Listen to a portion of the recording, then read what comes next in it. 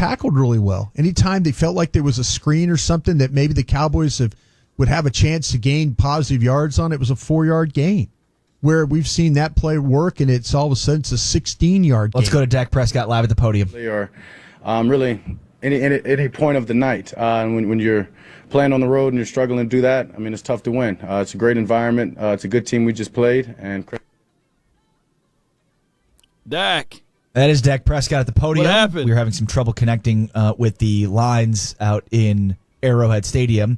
All right, let's pause 10 seconds for station identification. You're listening to the Dallas Cowboys Radio Network. Appreciate everybody for tuning in. The name is Law Nation. I really appreciate each and every last one of you guys. I'm back with it. I'm back at it. Thank those who held out, man, through this whole entire situation. If you are on my Facebook page, I appreciate you. For some reason, my Facebook page didn't commute over, but I really appreciate each and every last one of you all that's there. As you guys can see, the friendly crow is here in the house today. We'll be eating on some of that crow with each and every last one of you all that's tuning in. Really appreciate you guys for being part of this particular episode. My name is Law Nation. We talk Cowboys football and beyond. I'm trying to get this crow out the way, but y'all bear with me. Shout out to 105.3 The Fan. Let's go, Cowboy Nation. Thank those who watching. The Cowboys ended in an L and a loss. A loss is a loss, right? A win is a win. We ride or die. We ain't folding up like Wallace or lawn chairs. Y'all get the picture, man. Y'all get it. You know, I'm trying to get this little crow, man. Y'all see the crow. Whenever we lose, I eat a little bit of it. You know, somebody who got the feet. Somebody gonna have to eat the beak or get some of the eyeball or something. Somebody going to have to help me eat this something, gun. You know what I'm saying? I like what Jay Worthy said on my way out, man. Shout out to you, KC Jerome, 86, man. Y'all please be sure do not kick him up out of here, mods. You know, he got a right to talk today. Mahomes, 86, got every right to talk today. He was here all week, and he stood tall. He talked about his team. He talked glowingly of his team. So he ain't just a one-day troll. He's a troll that paid his way in this mug. So I like that. I appreciate that. You know, I got a lot of gamesmanship here. You know, y'all know how this go. Yeah, I mean, I'll have to look at it. Dak Prescott talking right now. I want to give my guy a chance. So, I mean, I'm not going to regret making that decision. But, yeah, as you said, I mean, maybe I got to look at it and say get more air under the ball. Maybe put it in the back corner in the end zone. I mean, I think the defender did a good job shielding our guy off. And I'm sure CD wants that back as much as I do. So. How difficult was it to see CD hurt? I mean, have you had a chance to talk to him since the concussion? Yeah, I mean, I talked to him. He said he was fine. Said he will be okay. So I didn't necessarily know what was going on. But that's kind of the nature of this. You got to continue to move on, trust the guys that we got out there, and that's what I did. And he'll be fine. So we'll be okay. How much does it hurt not having Amari for 2 games, in part because of the decision he made? I mean, yeah, it's unfortunate not having him, but to say the decision he made, I mean, me vaccinated, I can get it and be out 2 games. So let's not try to knock the guy or put the guy down for a personal decision. No doubt. I pretty much would. I don't know if there's anybody that's come back under 10 days, honestly. So you give me that stat and you give me the number of people that have flashed back, vaccinated or unvaccinated, faster than that time and tested out. Okay, we'll go from there. But, I mean, that's my team. That's my brother. We're going to support him. That's his decision, as I said way back in training camp when you guys asked me this question. So, yeah, unfortunately we're not having him, but I know he'll come back and be beneficial for us in the late part of the season. What's the challenge when you don't have him, you don't know until Friday? Well, I mean, that is just an opportunity for other guys to step up and make plays. I mean, we've had different guys, including myself, go out week after week, and other guys have had to step in and make those plays. So, I mean, it's challenging when you're missing a guy like Amari, who's such a playmaker and dynamic, but we've got to be able to go out there and win without him. Leadership. There's leader there, man. Similar situation. The pundits like Terry Bradshaw call Aaron like selfish, I think is the word. Why is Amari Cooper in this situation not being selfish? I mean, I never said Aaron was selfish, so I don't get where you're coming at with me, asking me that question. But that's my teammate and that's my brother. As I said, I'll continue to back him and support him. This is everybody's personal decision, so I'm leaving it there. Get him, Dak. He had the blueprint. Did Kansas City follow a blueprint at all similar to Denver's, in your opinion? No, we just didn't execute. I mean, Fangio went man, and I mean, obviously we beat that last week, and this team did as well. They're physical on the outside. They did a good job of that, but we've got to fight through that. We've got to make throws, make catches, and if we do that tonight, it's a whole different game. We talked about the missed throw earlier to Gallup. What happened there? It seemed like opening the game, you had a chance for a big play there. Yeah, no, for sure. I mean, once again, that was the first play of the game. A lot of time has passed. I've got to go look at it. Maybe just didn't put enough air under that one, or maybe too much. Not really sure. I thought it came out of my hand smooth and just got away from it. So, yeah, missed opportunity. That sack there was still got off late. Is that didn't hear you or crowd noise? What happened on that sack there was still kind of a little late?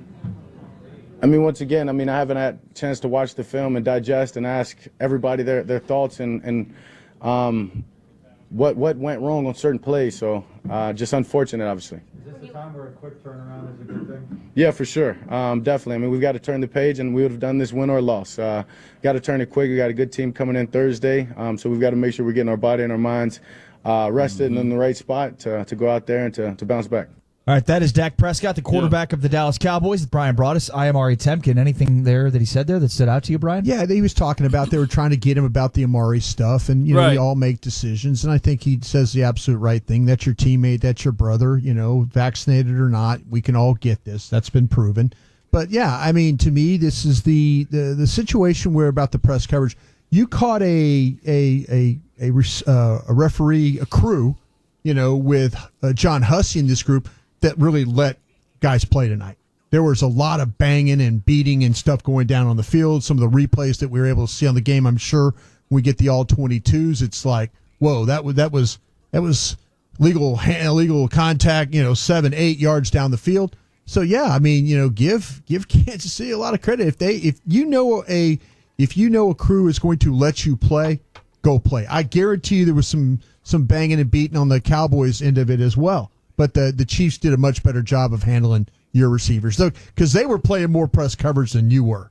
You seemed to be playing a little bit more off coverage. Yeah, maybe one of these games where you see what they're doing to you. It's like you're physical. terrified. You're terrified of their speed, and it paralyzes you. It's like when you watch these guys play. It's like watching Lamar Jackson, and Lamar Jackson can make a defense play slow because you get paralyzed by his ability to okay, he's got quickness, he's got speed, he's got moves. And there were a couple times today in some of the coverage situations where I kind of felt like the Cowboys looked a little foolish in space. There was a time on a third down play where Keanu Neal was clearly able to make a play. It would have been a stop, but then he falls and he just lunges off balance. And that's, when you play guys, it happened to Anthony Brown. Anthony Brown can run with anybody. But, all of a sudden Hill gets the ball and he freezes and, it's up the field and that's what you're worried about in this game. Those plays where it was going to be a 7-yard gain and then tack on another 14 because a missed tackle or somebody froze trying to make a play. What do you make of the Amari Cooper thing with all of the questions? You know what? Lots of the questions to media being directed at that. Mac Engel. I love Mac. I have the utmost respect. I think Mac's going to write a story for the Fort Worth Star-Telegram about how selfish Amari is and all that. Oh my God. Amari's been nothing but great to us on 105.3 The Fan. He comes on every single week. He answers my ridiculously bad questions. He's honest about things. He's also a human, and he has a right to make a decision, and people will say it's selfish or this or that or other.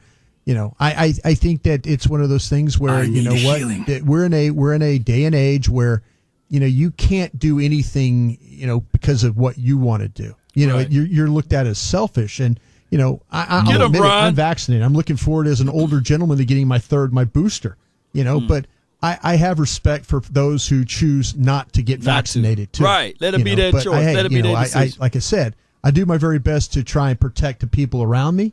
And, that's all you can do. That's all you can do. Amari is a healthy athlete that contracted corona, and he's not vaccinated. So and he ain't going to die from it. After him for that. So leave the man alone. 877-881-1053 is the number if you'd like to get in on the postgame show. 877-881-1053. We'll take some of your phone calls.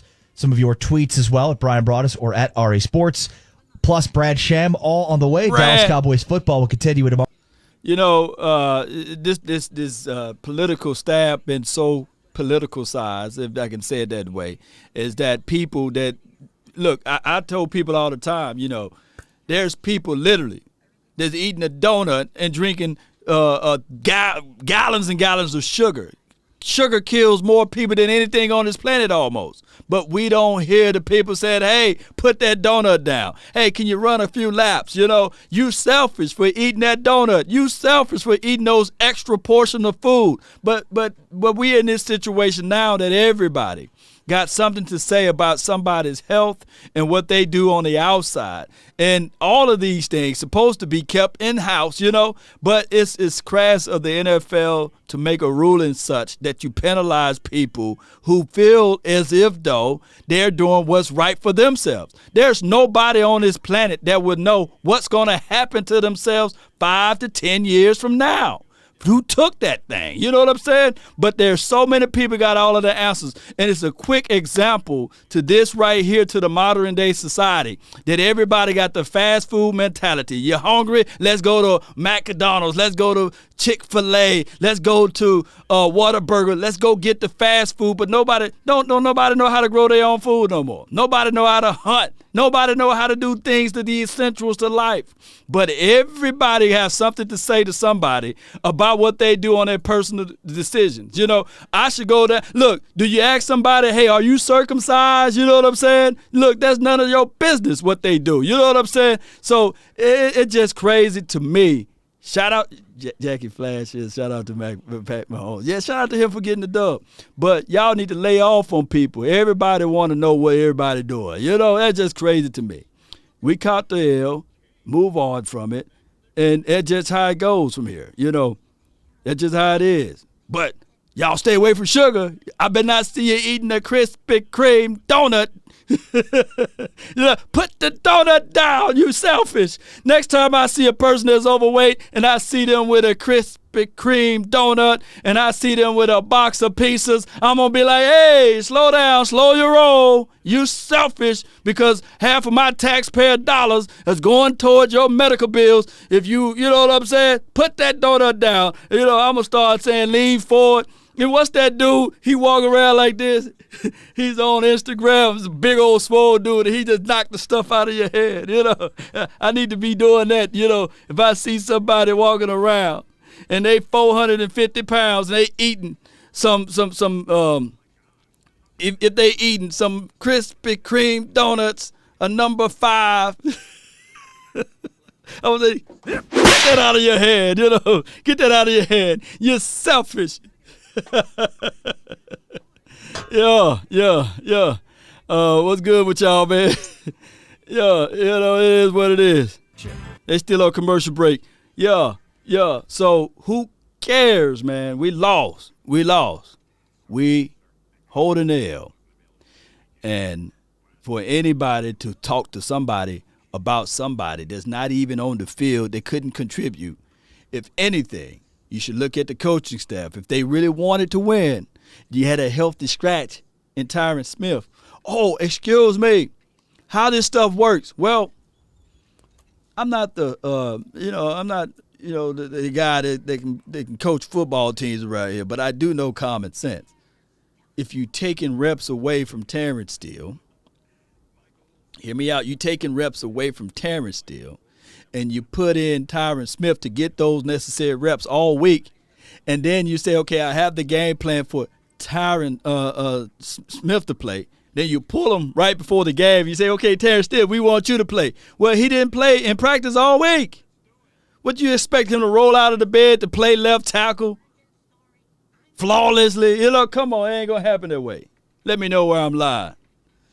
Dak look intimidated. Yeah, Dak. This wasn't Dak Prescott's best game, nor was this was the wide receiver's best game. They were playing basketball with the football, volleyball with the football, and on top of that, Cowboy Nation. The aficionados, I'm not using them as an excuse, Cowboy Nation. I don't want y'all to be saying that Law Nation is using these guys as an excuse. But they did let them boys play physical. They were physical. They was physical. They was physical. They were very physical out there at the top of the route, and nobody called. Nobody called PI. Now, some of the players, when they get PI, they're going to have to start ad-libbing or going to acting school and be like, hey, this dude at the top of the route, he pretty much pushed me around, took my lunch money beyond the 5 yards, right? McDaddy says 5 drops. Yeah. Sheesh, that's a lot of drops. Cowboys can't beat. Cowboys, the man of, I like that name, man. Is it the man of all time, 23? I appreciate that name. Cowboys can't beat top-tier teams with superstar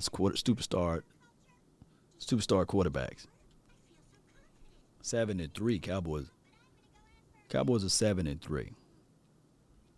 So you mean to tell me you made that gumption, that notion, that ideal, because they didn't because they didn't beat Tom Brady, it's because they didn't beat Teddy Bridgewater, and they didn't beat Pat Mahomes.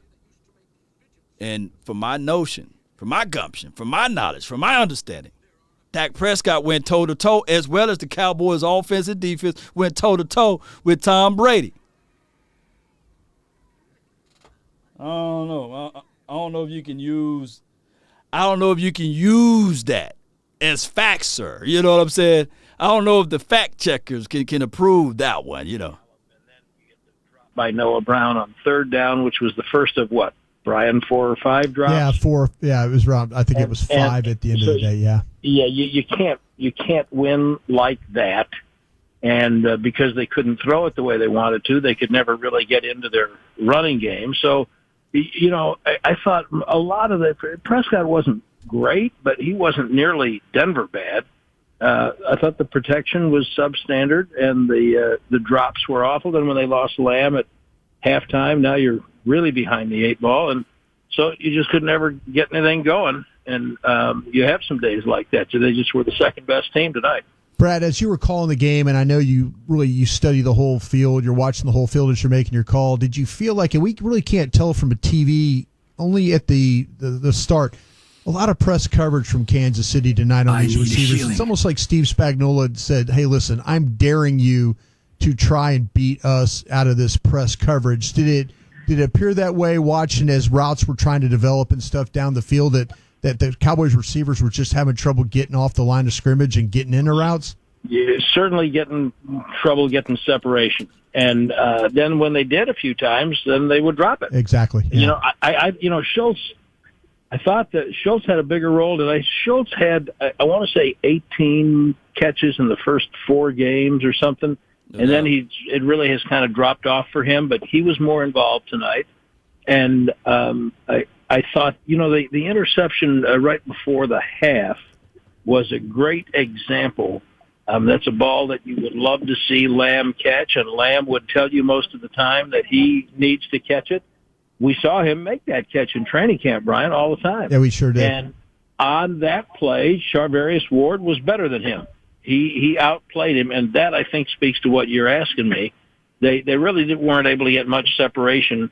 No separation. For the rest of the evening. And now you're down, then you don't have him or Cooper in the second half, and they're capable receivers. But it wasn't good enough to then play to the score. You can't play completely from neutral. I think what you're talking about was a problem. Brad, do you think there's going to be any hindsight guessing on the way home discussions on the plane about what they did with the offensive line with starting McGovern? I know they didn't have much of a choice at left tackle. It appeared that Smith was going to try and play. I was surprised he didn't myself. But do you think they're going to have any discussions about did we do the right thing with playing with McGovern at left guard? I'm going to say no. I think clearly they'll look at the tape. I mean, in this case, the flight's so short, they'll barely get most of it looked at. And that's a good thing with a short week too going on, by the way. Yeah, but they do have to look. They may or may not show it to the players, but they do have to look at it because Chris Jones is a really good player, and he had a career night. and he was better than Jerry, almost everybody wherever he lined up. He beat Zach Martin for the last sack. He did. And so, I think McGovern, I was struck by something McCarthy said before the game, Brian, about Williams and 3.5 McGovern. sacks. He said, don't forget McGovern's earned this. McGovern has earned his way in. So I don't think that they're going to switch back right away. I think that he's going to get another chance, at least one.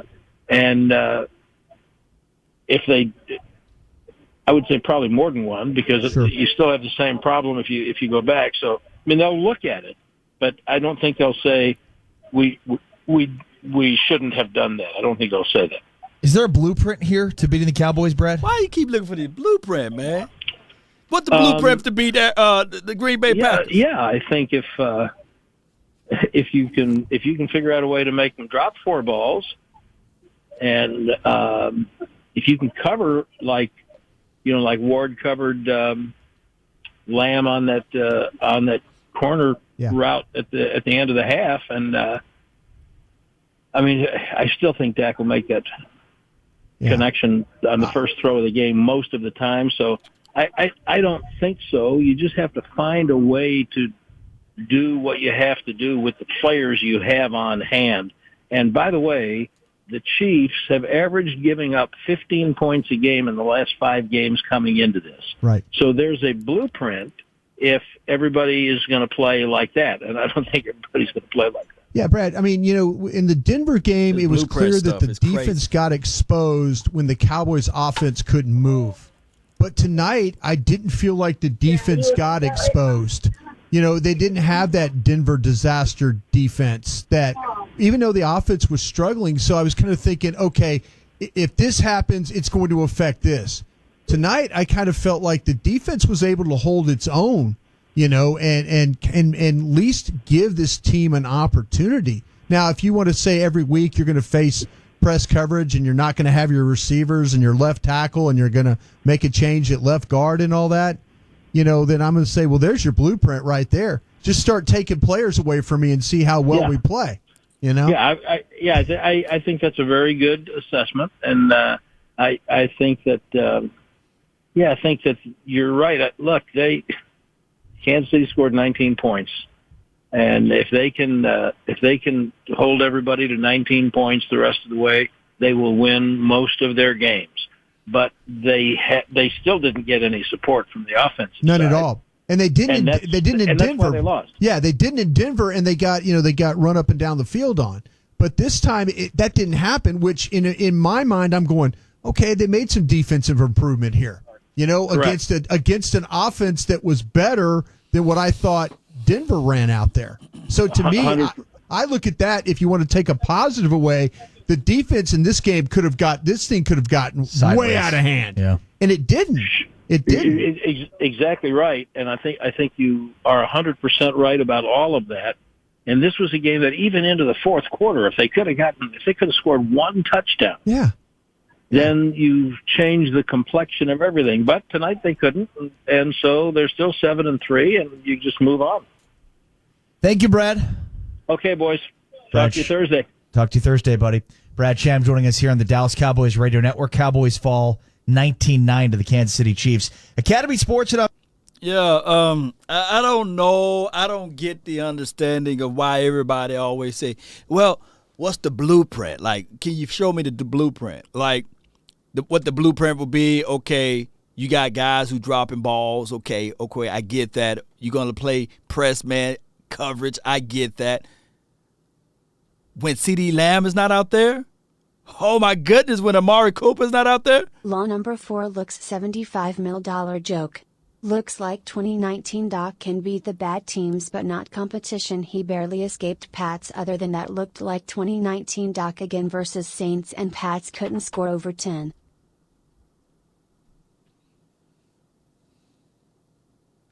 Can you, all right.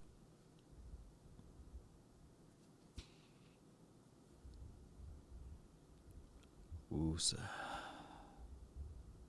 Okay. Cowboy Sports Report by Charles in Charge. What was the reason why Pat Mahomes.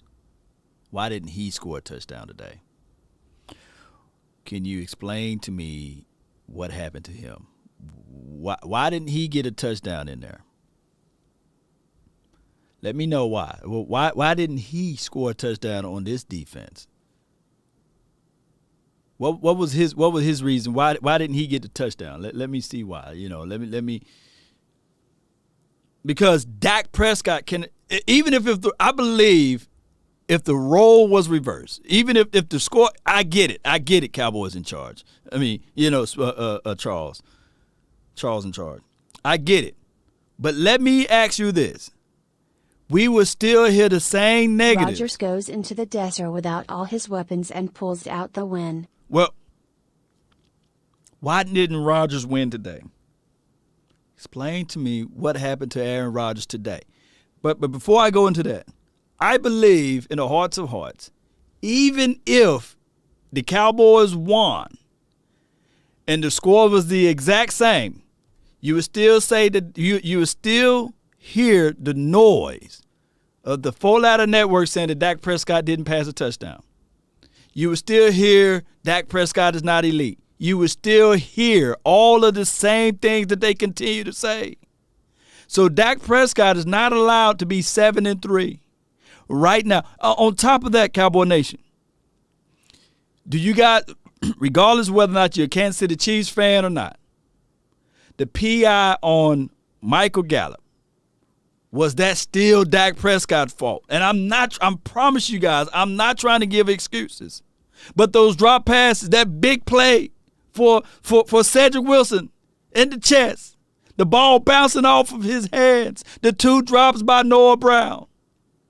If I can do like this and they catch those balls, if they just catch those balls, would you guys still have the same feeling for Dak Prescott? I get it. He did pass that ball in the end zone, which was intercepted, and I was really peed off about that one. But those are all excuses. But you are making excuses. This is, I tell you what, I would rather for those who look into that situation and say that Dak Prescott should have overcame the PIs, I would more likely to love if you guys just stop watching the Cowboys. Stop saying that you're rooting for this team. Stop being a Cowboy fan. I would love it. Matter of fact, if you guys can let me know, inbox, text me and say, Law, I denounce my love for the Cowboys because Dak Prescott sucks and Dak Prescott is trash. I would literally send you some money to go away.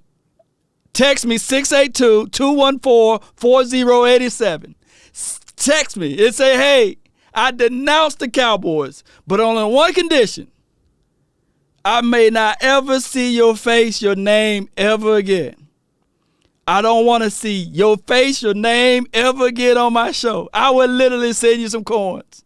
If you text me 682-214-4087 and say, I denounce, I denounce myself, the royal citizen of Zamunda. I don't want nobody. I don't like the fickleness that much. You know what I'm saying? And I got enough coins to literally send you some coins to get away. I would literally do that. Y'all need to leave the quarterback alone. Because once philosopher said, do not spoil what you have by desiring the things that you don't. Because at one point in time, the same thing that you wish for, dream for, you know what I'm saying? His hair. It's Rain Dakota Press. Look, our fan base. We are the only fan base on the planet Earth that's 7-3 and the sky is falling. Oh my goodness, I cannot believe it. We 7-3. Now, if we were 3-7, y'all been here before when I was here doing these shows. I keep the same energy. But man, we're 7-3. Oosa, man, oosa. Where my button? I need healing. I need some healing. Oh, my goodness. I can't make this stuff up, Cowboy Nation. Oh, my goodness. Oh. Can I switch over to the Bills fans, see what they said over there on their networks, you know? They said the sky's falling, they lost today. Oh, my goodness, man. Somebody send me the text. Send me the text. And say, man, Law, man, you know, we denounce. On car insurance. All right, 877-881-1053. Let's talk with Kelton in Dallas. Go ahead, Kelton. You're on the Dallas Cowboys postgame show. Hey, guys. Long time listener, first time caller. But the thing I'd like to get to today is the Cowboy fan, Mahomes. No excuses on how the game went today. But my big thing is that I feel like the narrative, and you guys kind of spoke on it with people tweeting and calling and texting about Dak Prescott not being elite. I feel like after today's game, we're going to get a lot of people who say, oh, the Cowboys don't matter. The Cowboys aren't competitive because we lost to this game. And there are a lot of other teams who say, like, the Bills losing today or, like, the Packers losing today. There are a lot of other teams who aren't going to get the same type of. Well, why are you worried about other teams? Why just worry about your own team. You know what I'm saying? Don't let other teams bother you. Don't allow the national media to dictate what you think about your football team. You got a good football team. You know, I mean, look at the NFL on a daily basis. I mean, there's a lot of teams that we were watching the games earlier today. You know, Green Bay losing. You know, how about Tennessee losing to the Texans? I mean, you got a good football team. Don't worry about what other people think or say about your team. You know, I mean, we're paid to talk about it and stuff, but we're all trying to be honest about it here too. Not trying to troll anybody or say this or that or the other. Does this game change your opinion of the quote-unquote eliteness of this football team? No, it doesn't. And, you know, it actually, the defense held up a lot better than I thought it would. You know, everybody on our station all week long.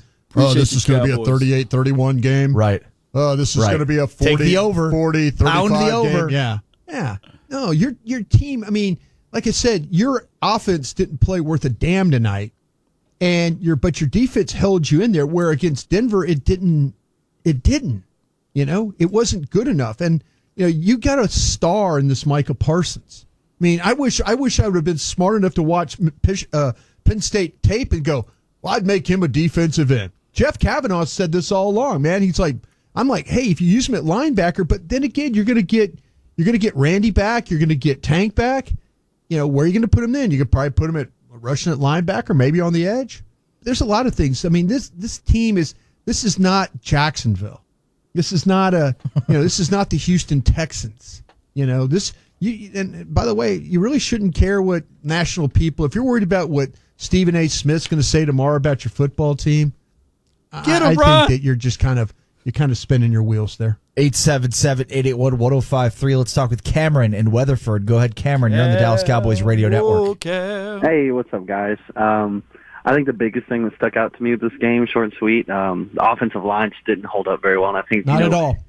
I think the worst part about it, I think the part that explains it all, I think it was a play in the third quarter where they only brought 4 in the box. They rushed 4 and still got a sack. Yeah.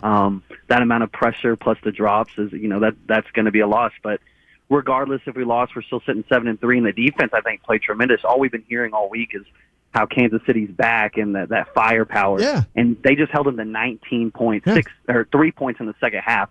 Your defense in the second half played lights out, only allowing a field goal. I just think if you don't have any kind of good blocking, there's there's just not a whole lot you can do. I'll tell you this. Appreciate the phone call, Karen. Thanks for the call. Good I will say this. All week long we were hearing Kansas City can't run the ball. Kansas City can't run the ball. They had 26 for 126. That's almost 5 yards a shot today. And the Cowboys, what was their running numbers were terrible. Yeah, well, they were 16. They were 16 for 82. Yeah. So that's at 5.1. That's about 5.1 a shot. They didn't want to run it on the outside. You just couldn't get to your running game. You couldn't get to the balance that you needed. Shout out to Mr. But yeah, I mean, I think that if you want to say something about the defense, it held up. At least gave you a shot.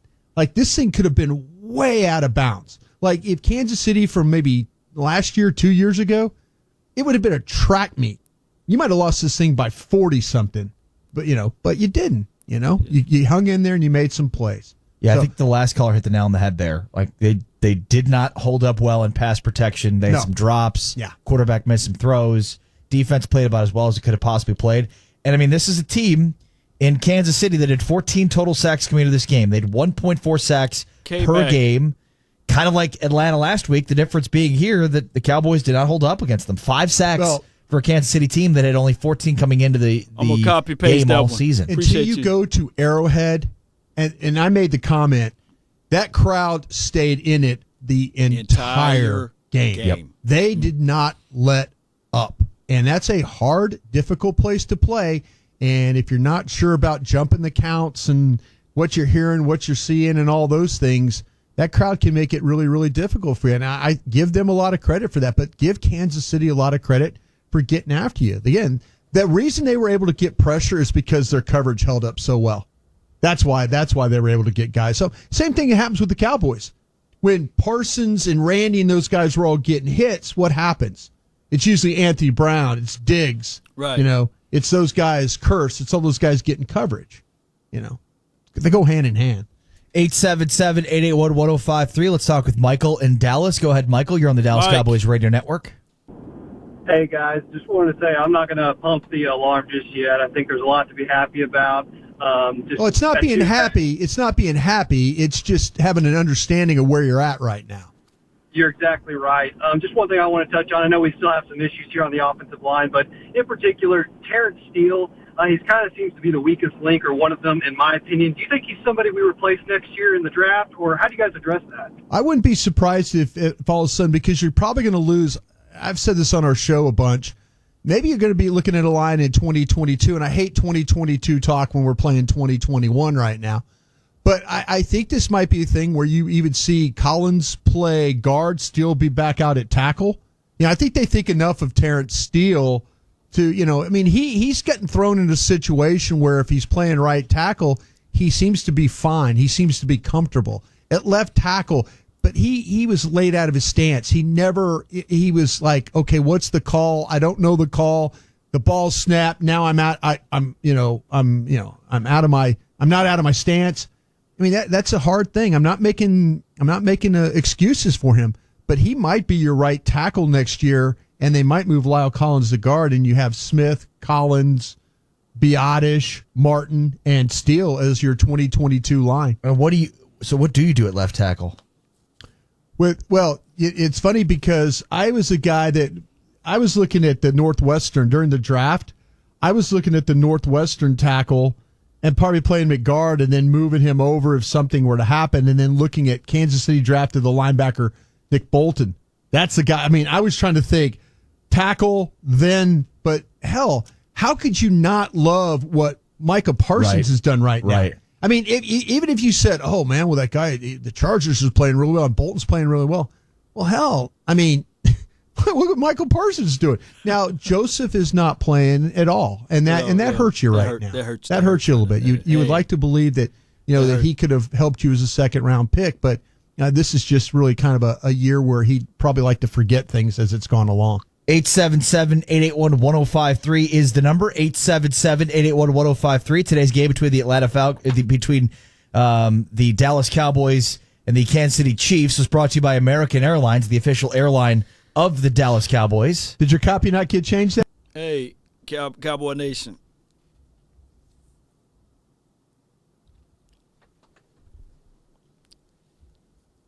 I'm about this close from banning the word excuses. I'm about this close. I can go into the system and I can take out all of the words and ban the word excuses. I can actually do that, but I'm not finna do that. Facts are not excuses. Law Nation got a beard. That's not an excuse. You know what I'm saying? When you compute and you look up just the grades alone, regardless of the situation, at right tackle, let's agree. Look, Cowboy Nation, that bird is HD. I can't stand it. See, the bird. I can't stand that bird over there, man. But let's do this. Let's do this. Let's agree to agree, right? Or however that saying goes. And this is a simple yes or no. Simple yes or no. That allows censorship. Yeah, they do it. They do it all the time, censorship. It works. But simple yes or no. Terrence Steele, not looking at La'el Collins, not looking at anybody on his team, but Terrence Steele, he plays better at right tackle than he plays at left tackle. Can you guys provide a simple yes or no? I ain't talking about verses. Do Terrence Steele play better at right tackle versus him playing at left tackle? As a matter of fact, at this point, he is struggling. He is struggling at left side. But when you go back and you watch Terrence Steele at right, did we see any of these aggressive plays when he was playing at right tackle today? Did we see the gaping holes? Did we see Ezekiel Elliott running like a man on fire? Did we see people playing through the echoes of the whistle? Look at him down the field. Did you see any of that while he was playing at left? Just pay attention to number 78. Just look at 78 on the field. I want you guys to understand that when he played at right, did he play as bad as he played at left? That's all I want. It's no verses.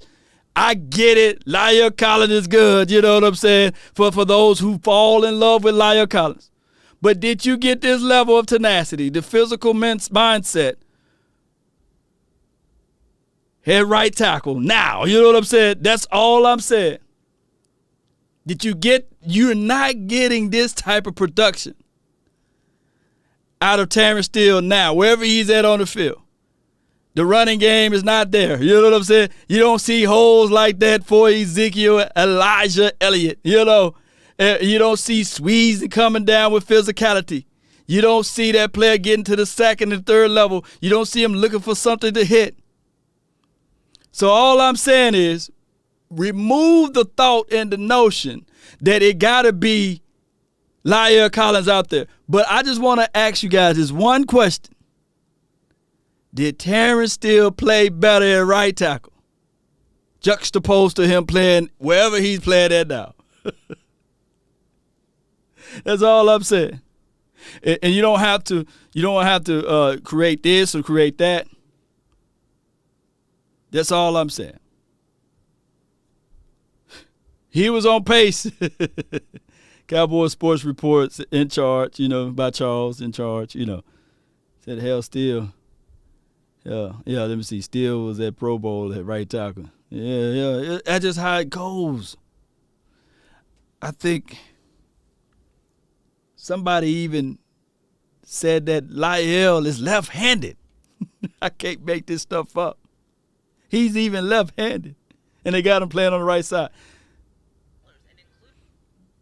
And I'm not shooting any shade. I'm not being reactionary. All I'm saying is, when you just look at the game tape, not even from a football perspective, when you just pop in the tape and you look at 78 for that 6-game run, did he play like he played tonight? Did he play like he played last week? Did he play like he played 3 weeks ago? Can't make this stuff up, Cowboy Nation. So for 3 weeks, without a shout of a doubt, Terrence Steele have not been playing like he played at right tackle. Now, I say everything for a natural rebuttal. If Terrence Steele was playing at right tackle today, would he play like he played at left tackle? Let me see yes or no. If Terrence Steele played at right tackle today, would he play like he played at left tackle? And if any of these guys that he faced today is on the level of Bosa, if anybody played today on that right side is on the level of Matthew Judon.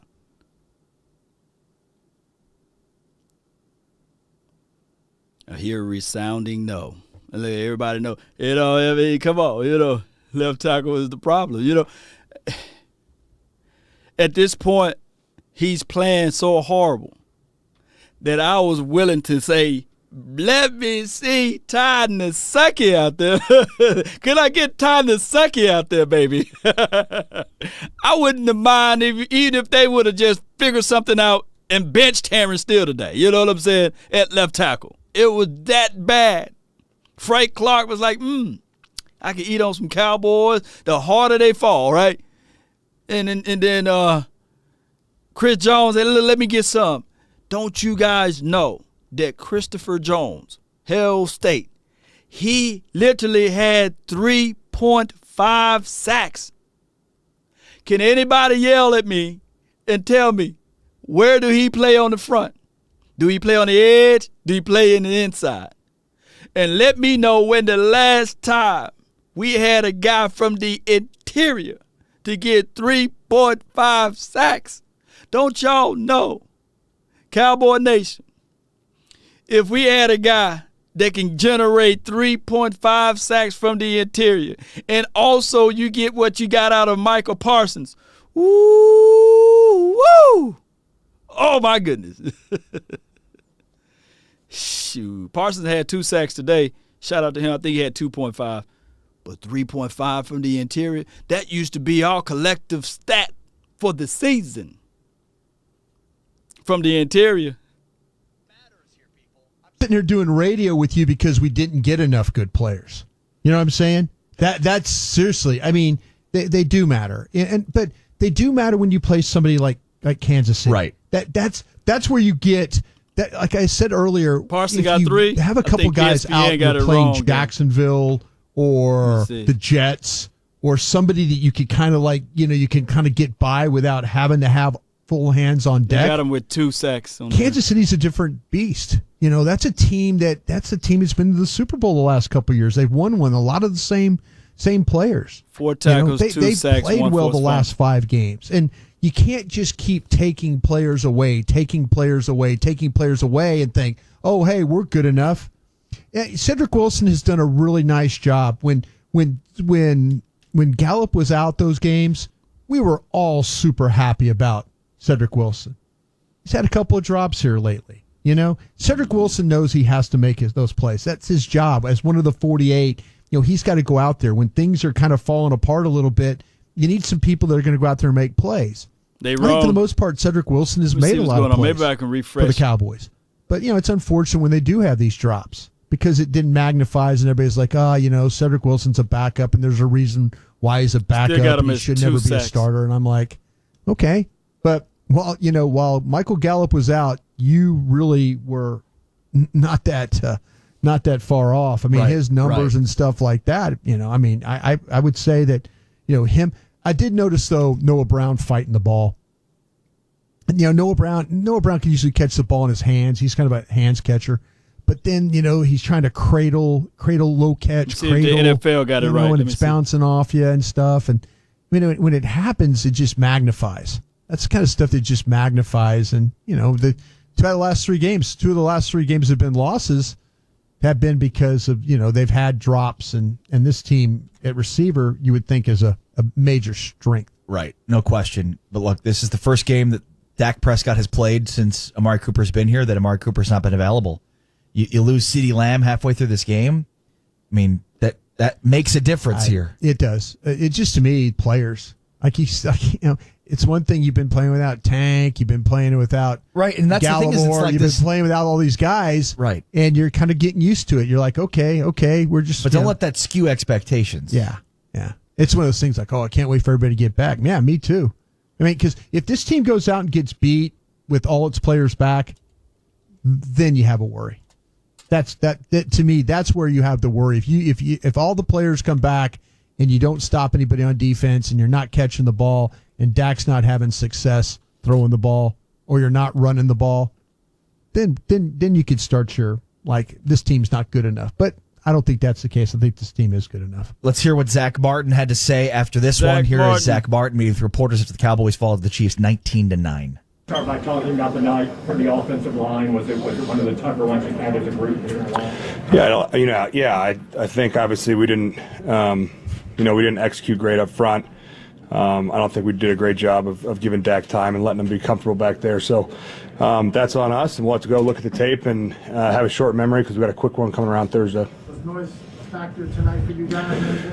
Not really. I didn't think it was, crazy loud. So that definitely wasn't a factor. It was a sack with Steele. Obviously, was standing there, and I don't know if you can hear. I don't see it. I don't see two sacks from him. Again, we're not looking for excuses for the noise. Obviously, we didn't execute good enough, and we'll be looking to fix that by Thursday. Chris Jones has been a lot on the edge this season. Was he in the interior a little bit more than maybe you guys were expecting? No, I think we expected him. Once they got Ingram, we expect him to be inside a little bit more, and obviously he had a big game tonight. He's a tough player to go against, and credit to him, he got after us. What stands out unique? Excuse me? What makes him so unique among defensive tackles? He's big. Big, long, strong. He's 6'6", 6'7", can play with length. He's got good quickness. He's a good player. Is that as good a group as you've gone against this year? Yeah, I think I don't know how to compare them, but they definitely obviously had a big night. We got behind the sticks a few times, and they pinned their ears back and got after us a little bit. They're only crediting Parsons with 2 sacks for it right now. Need footage to update. Frustrated when it's not clicking for you? Yeah, obviously, as the game goes, you just try to stay in there, take a drive at a time, and our defense did such a great job tonight. It was almost like, hey, we're right there, get a score, and we're in this thing, and we'll go down the stretch. So, again, our offense didn't hold up the end of the bargain. I think if you would have told us if our defense held them 19 points, we'd have felt pretty damn good about that. So, we got to do a better job. Were they just more physical than you guys were up front? We got to watch the tape, but first glance, that probably wouldn't be the wrong thing to say. I think they did a nice job, came out. But again, we'll have to watch the tape and see. How similar did they play you?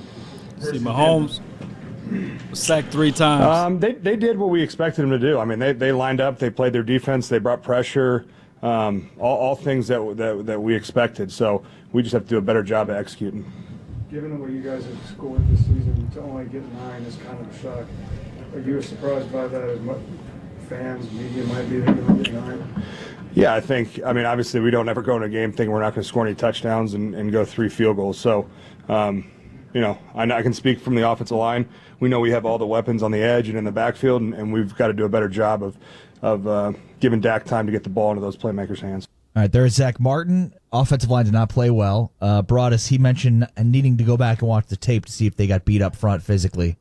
Yeah, that's the crutch when you don't want to answer. Zach, we watched the game. We don't have to go back and watch the film. I'll give Mac Ingle some credit. Mac Ingle was mad writer tonight. Right. Mad media see man. Mac Ingle, man. He was asking all those questions. Did you get out physical today? So.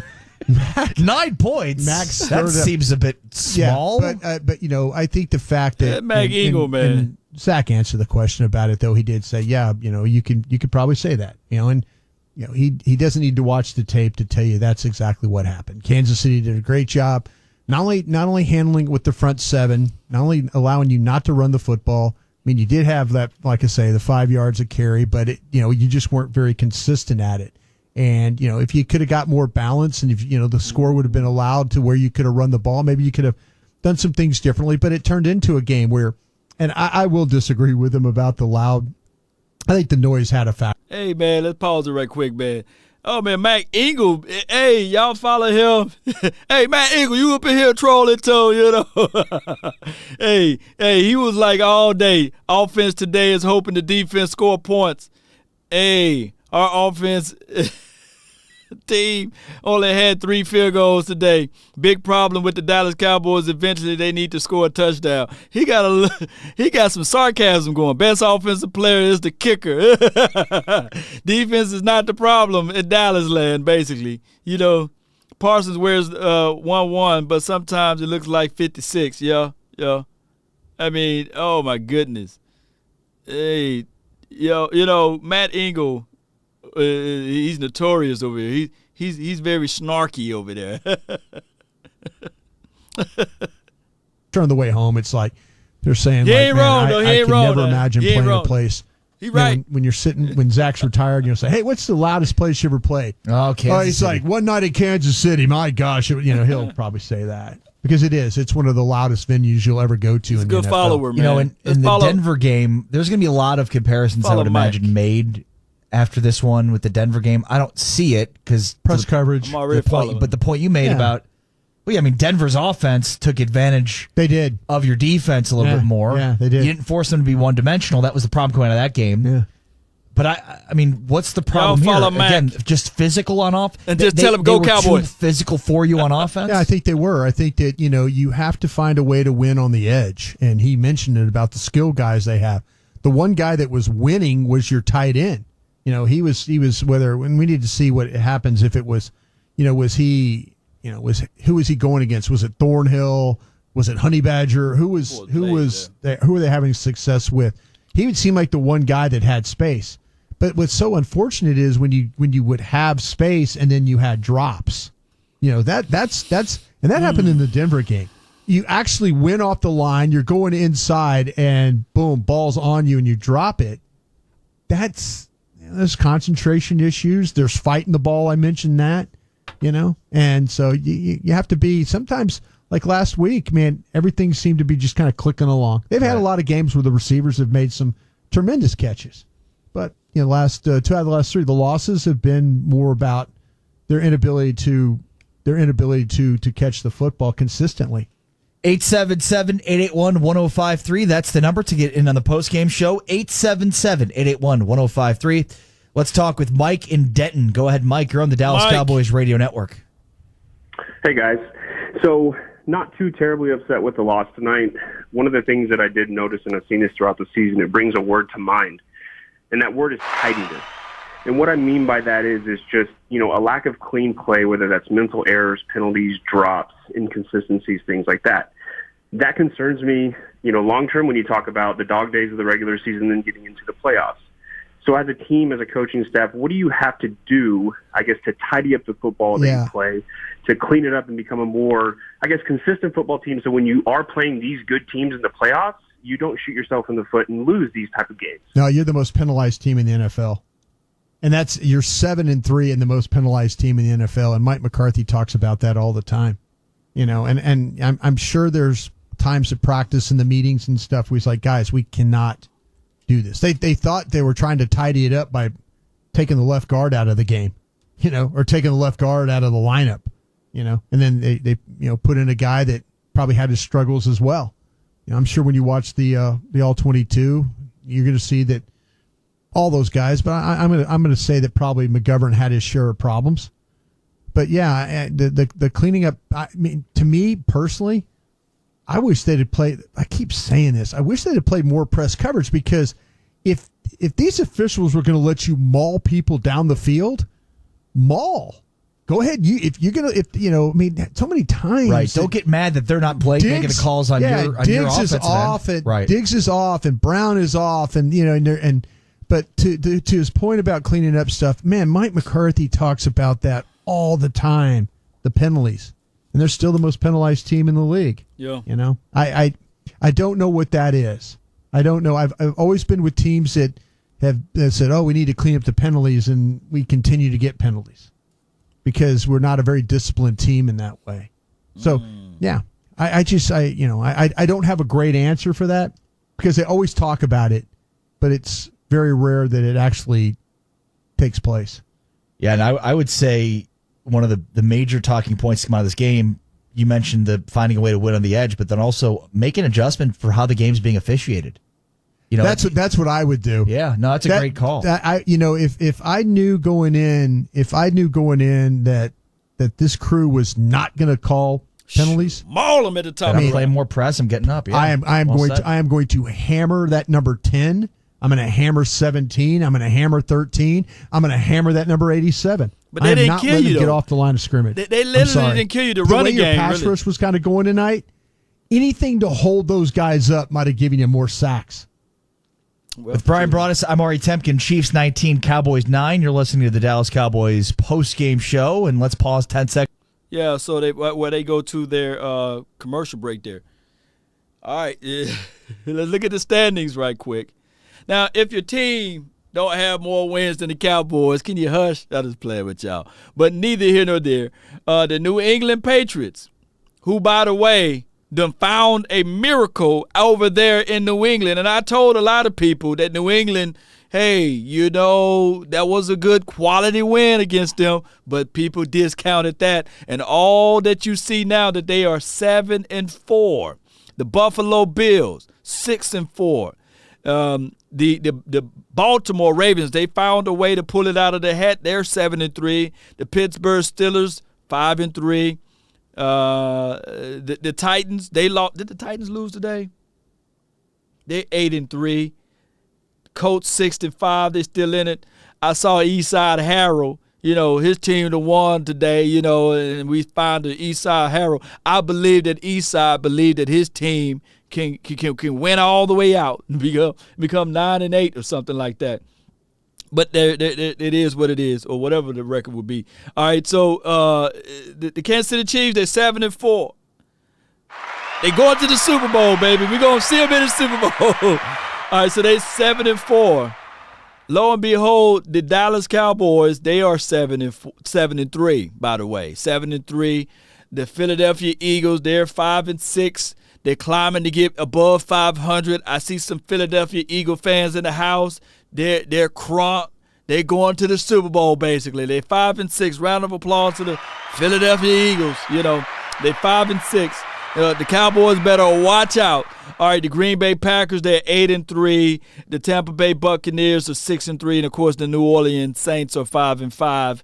And way ahead of everybody right now, Arizona Cardinals.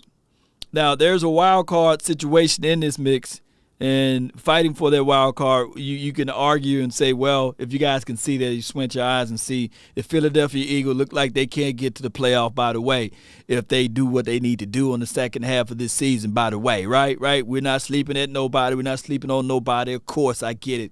But Minnesota Vikings, they have something to prove, right? They just beat the team that was the number one team in their division. They're 5-5. The New Orleans Saints, they just lost, so of course, and Tampa Bay Buccaneers, they're on a downward pattern right here, but they're 6-3, by the way. So the San Francisco 49ers, they're saying, hey, they fighting for it. Don't sleep on the NFC West. That division right there. I don't know what's going on with the Sea Chickens, but that division right there, they play each other rough and rugged, so a lot of things can happen.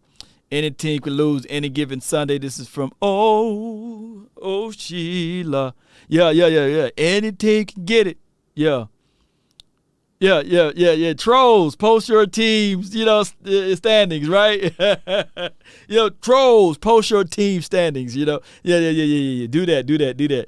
Eagles still have a bye. Yeah, just right, Rick. Appreciate you. K-Mac, I see the New England winning the AFC. Well, coach, man. Elite Rob, man. I always love Elite Rob, man. He's been on this channel. He's never too high. He's never too low. He shoots his jabs, but he's still here, man. I appreciate you, Elite Rob.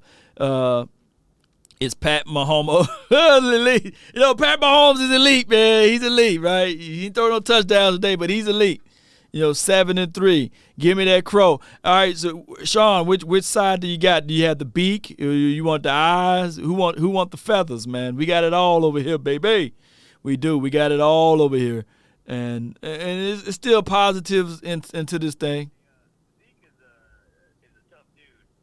When he went down that first quarter, I thought that thing was broken. Yeah. But what's up with McCarthy in this time management, man? That he should have called that timeout right before the halftime. I mean, we could have regrouped right before that interception. That could have changed the game. Yeah, they were talking about that, Troy, and they were worried that he should have used a timeout. He was trying to hustle him to the line, and then they make the throw. Yeah, that was a couple times today in this game with Mike. I mean, I'm the guy on the G-bag every day. Myself, Gavin Dawson are always like, with McCarthy, it's like we're taking a lot of pushback because the team is 7-3, and they're winning, and people are saying, "Oh, you owe Mike an apology and all that." Well, these are the kinds of things that I worry about. I worry about like when to use a timeout, game management. I also worry about like the situation that happened, like you're 2 scores down and you punt with 8 minutes left, down 2 scores. You can't. If you really want to try and win, what's the And people will say, "Well, hell, you haven't moved the ball all day." What's the difference? Right. You got to try though. Right. You got to keep trying. So I don't know. I mean, like I said, I don't want to be piling on Mike.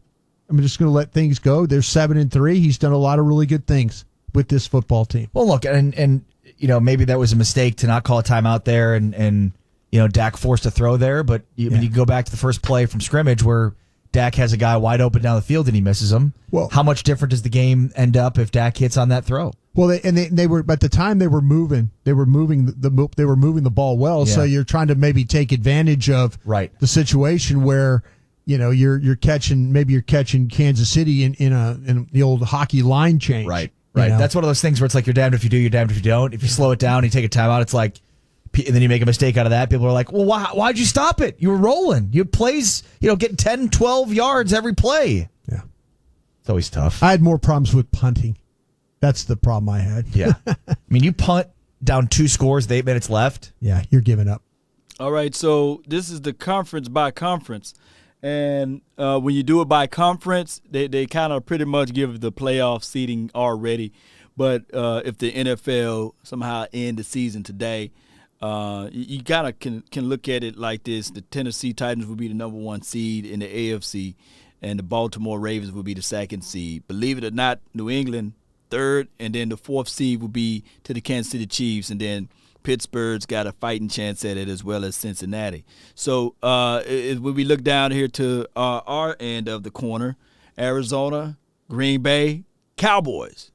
So we're at the 3rd seeding right now. Now, I come here to tell you guys, 3 games in 12 days. Now it's 2 games in 11 days, something like that now. But now we look at it like this. I look at it like we got to win to stay at home, and the Green Bay losing today was a pleasure for us, right? But we got to now we got to figure out Thursday, and I'm not trying to get off of this loss today and hurry up and talk about the Raiders, because we're going to talk about this loss for at least 24 hours. But in the hunt, you got San Francisco 49ers and, believe it or not, New Orleans, if it's based off of conference. The Philadelphia Eagles, they way down there, and the Carolina Panthers, they way down there. But we got to understand this right here, Cowboy Nation, that we can't be worried about the bottom feeders, the people at the bottom. We just got to stay focused on the craft at hand. We lost to an AFC team, which is sad right now. It's horrible, right? It feels bad, ripping the Band-Aid off the wound. But if you guys can squint your eyes and see that if you look at the NFC, we're 3rd in the NFC. By Thursday, we can figure out to be 2nd. All we got to do is win a game, and we'll be 2nd. So let's stay focused. Let's get back onto this thing. Cowboy Nation, it's possible, Cowboy Nation. Let's not lose sight of the goal, home field advantage. And I'm going to tell you guys, war of attrition. Remember, this is chess, not checkers. The Cowboys really could play. They really could play Tyron Smith. They really could. Good. I think at this point we should reserve judgment on him until this thing goes completely off the rails, right? Like, this is a 7-3 football team. Mm-hmm. They're coordinated well on offense and on defense, and some of the success of this team has to be related to the head football coach. It's maddening to think otherwise. Yeah. I totally agree, and I'm, like I said, I'm one of the more critical myself. Gavin Dawson are 2 of the most critical people on this station about Mike McCarthy. But, he's 7-3 right now. Let's see what happens. I mean, he's got the team in they got a 2.5 game lead in the division. I still think Philadelphia's charging for that last spot. Hopefully Dallas can win some of these games and not spit any more away, so you can get into positioning those so you're not in that 4th seed. I'd like for them to be somewhere, if you could get 2 or 3. But the way the NFL is going, it's crazy right now. Crazy right now. It really is. It's a week-to-week proposition with how things are, and you just got to be ready to handle that and not lose too many games. Just find a way to position yourself and be ready to go. And look, there are a lot of injuries. There have been a lot of injuries already, but this 17-game season, we're going to see teams lose significant pieces. Hopefully it's not the Cowboys, but that's just the way it's going to go. This COVID thing is not going away anytime soon, and it's going to affect teams. We've seen teams. We saw the Green Bay Packers get affected by it as well. With Brian Broaddus, I'm Ari Temkin. Cowboys fall to the Chiefs 19-9. You're listening to the Dallas Cowboys Radio Network. All right, it's 8:10. I've been talking non-straight. Let's do this. Let's open up the phone lines for about 20 minutes or so, 20 to 30 minutes, and we can get this thing going the best way possible. Let me know. We're going to pull up the phone lines. I got my crow. Here. If you are a Kansas City Chiefs fan, let me know. And we'll try to elevate your number up to the top so you can talk to me. Talk about how you guys are going to go to the Super Bowl. Call my phone, hit my line. Only ones who down for line. Keep it super thorough. I'm on fire. Let's see if I get some fire on this thing. Keep it super thorough my way on this side. Call my phone, hit my line. Only ones who down for line. Keep it super thorough my way on this side. Keep it super thorough. First caller gonna get a lot of minutes. Everybody else we'll keep it short. If y'all really want. There are 3 participants in the conference. Please announce yourself. All participants are muted. Son of God, not a son of Sam. Keep it off the books and keep it coming in. Bitch, the old whip, see what I'm coming in. The inside caramel just like 100 grand. Call my phone, hit my line. Only ones who down for line. Keep it super thorough my way on this side. Keep it super thorough my way on He needs some milk. Call my phone, hit my line. Only ones who down for Come on, baby. Let the room fill up. 657-390-7391. Heard you moving funny, I had to cut you Come on. off. Had some more friends Let's like put it my in there. brothers, I can't trust it all. Same ones in your corner, wanna see you fall. Now I only need a hand to count the ones who ball with me. Come on. Down to fall with me. Down to put it on the line when lose or draw with me. Those my brothers, different mothers, part of par with me. Come on, baby. To my class, she break the law with me. Call my phone, hit my line. Only ones who down for line. Keep it super thorough my way on this side. Keep it super thorough my way. DMV George, you live. Yo, what's up, Law? Nothing to it, man. Talk to me. I'm disappointed right now, mostly in our offense, but I feel like we're in a good position. I don't feel like Dak played nearly as bad as the people in your comments are saying, of course. Right. We know if Dak would have won this game, he would have been the MVP. No questions asked, but I think we know that our offense has room for improvement now. I never thought we had the best offensive line like people say. I think we're missing a speed wide receiver, so I don't think we have the best receiving core, but I feel like we have enough to win games as we've been doing.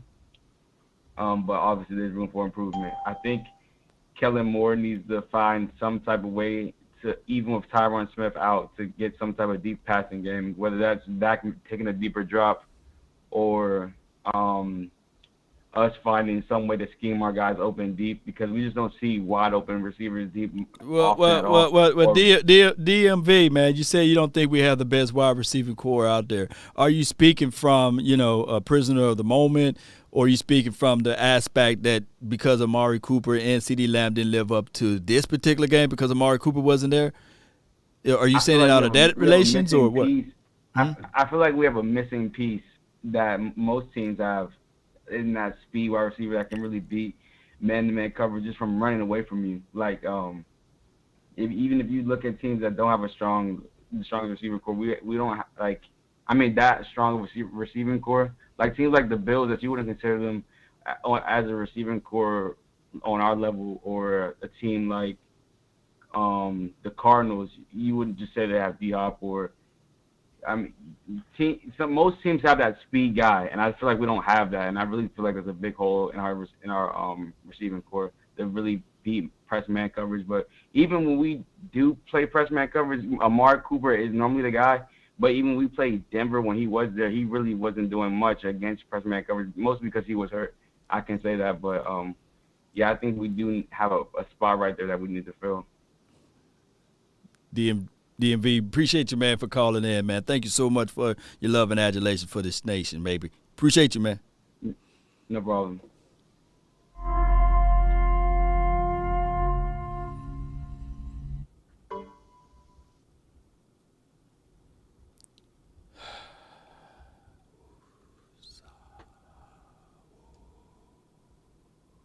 What am I healing? Baby, I can't go much longer. I need healing. I need some healing. Some healing. Oh, and when I get that feeling, I want 254, you live. What's going on, Law, man?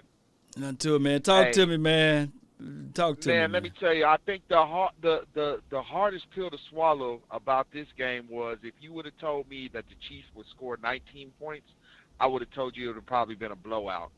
Yeah. And that defense, man, I mean, they took the Chiefs' best blow, but they swung back. And what kind of bothered me about this game was that it just seemed like Dallas could never get into a rhythm. It didn't seem like Kellen Moore couldn't get into a rhythm. He was very wishy-washy to me, man, with some of the play calling, you know. And I'm going to step out on a ledge and say Tyron Smith is more important to the run game than what we give him credit for. When Tyron Smith is in that, when he's playing left tackle, it seems like our run game is a little bit better and there's a little bit more push, man. And I mean, we can't get mad. I mean, we were down, you know, with some big heavy horses, man, and we still got some horses coming back in the race. So when D-Law gets back, Randy Gregory gets back, Amari's gonna come back, CD's gonna come back. We still looking good, man. 7-3. We got to get 1-1. We got to get these. Before you roll, I just want to pull out this right quick. Tyron Smith is 92.9 overall, right? Run blocking 92.2. 92.2. Let that sizzle down, man. Hey, one more thing, Law. Yeah. I feel what that last caller was saying, and what he was saying. Yeah, break it down to me. Help me out. Okay, so the Dallas Cowboy wide receivers are route runners. If they don't get any separation, or if they don't win on their routes, they don't cause any type of separation. CeeDee Lamb is not a separated type of guy. He's break you down, get good position, give Dak a good target to throw. What he's trying to say is we don't have that guy like Tyreek Hill where they're saying, oh, crap, this guy runs a 4-2. We put on our safeties back. Everything down underneath is open. That's why Travis Kelce had all that, always has room to run, because those safeties have to respect that deep speed. We just don't have that. Well, let me ask you this. You know, it's hard, baby. It's hard. How many teams got a Tyreek Hill, you know? Now, I like Kadarius Toney. Kadarius Toney for the Giants, I like him. You know, I really liked him when I looked at his tape, because I evaluated his tape when I looked at Cal Pitts. Go ahead. Everybody on the top of the NFC has that guy. The Cardinals have that guy in Christian Kirk. Okay. The Packers have that guy in Scantling. Scantling, but his they name. have that the Scantling. Mm-hmm. Help me out. You Keep can say going. the Rams. You can say the Rams have that guy now with Odell. I mean, it's here or there to see, but everyone has that guy that can take the top off of the defense, which leaves everything underneath open. I really believe if Dallas if they could have found some way to get just somebody that could take the top off the defense, we thought Simi Fehoko could be that guy running that 4-4, where people thought that maybe he could be that guy to press down the seam, because Wilson is not that guy. Wilson is just your classic. But you know what happened though? You know what happened? And I get it. You know, we looked at Schultz and we said, okay, he's ascended, right? He arrived, right? But you know who we really missing? When we went into that 12, oh my goodness, because he's not a blazer, but you got to respect his route from the inside, right? So that create the mismatch. Right. I'm quite sure if we had the 12 personnel, we could do a lot of disguising. We could have probably ate a little bit more in the inside. Right. I think that's what the angle we went to. I appreciate you though, man, bro. Hey man, y'all take care, man. Appreciate you, man. Yeah. All right, gave him a good time right here. All right. Let me get over here to the 908. You're live. Yeah, what's going on, Lost Suave?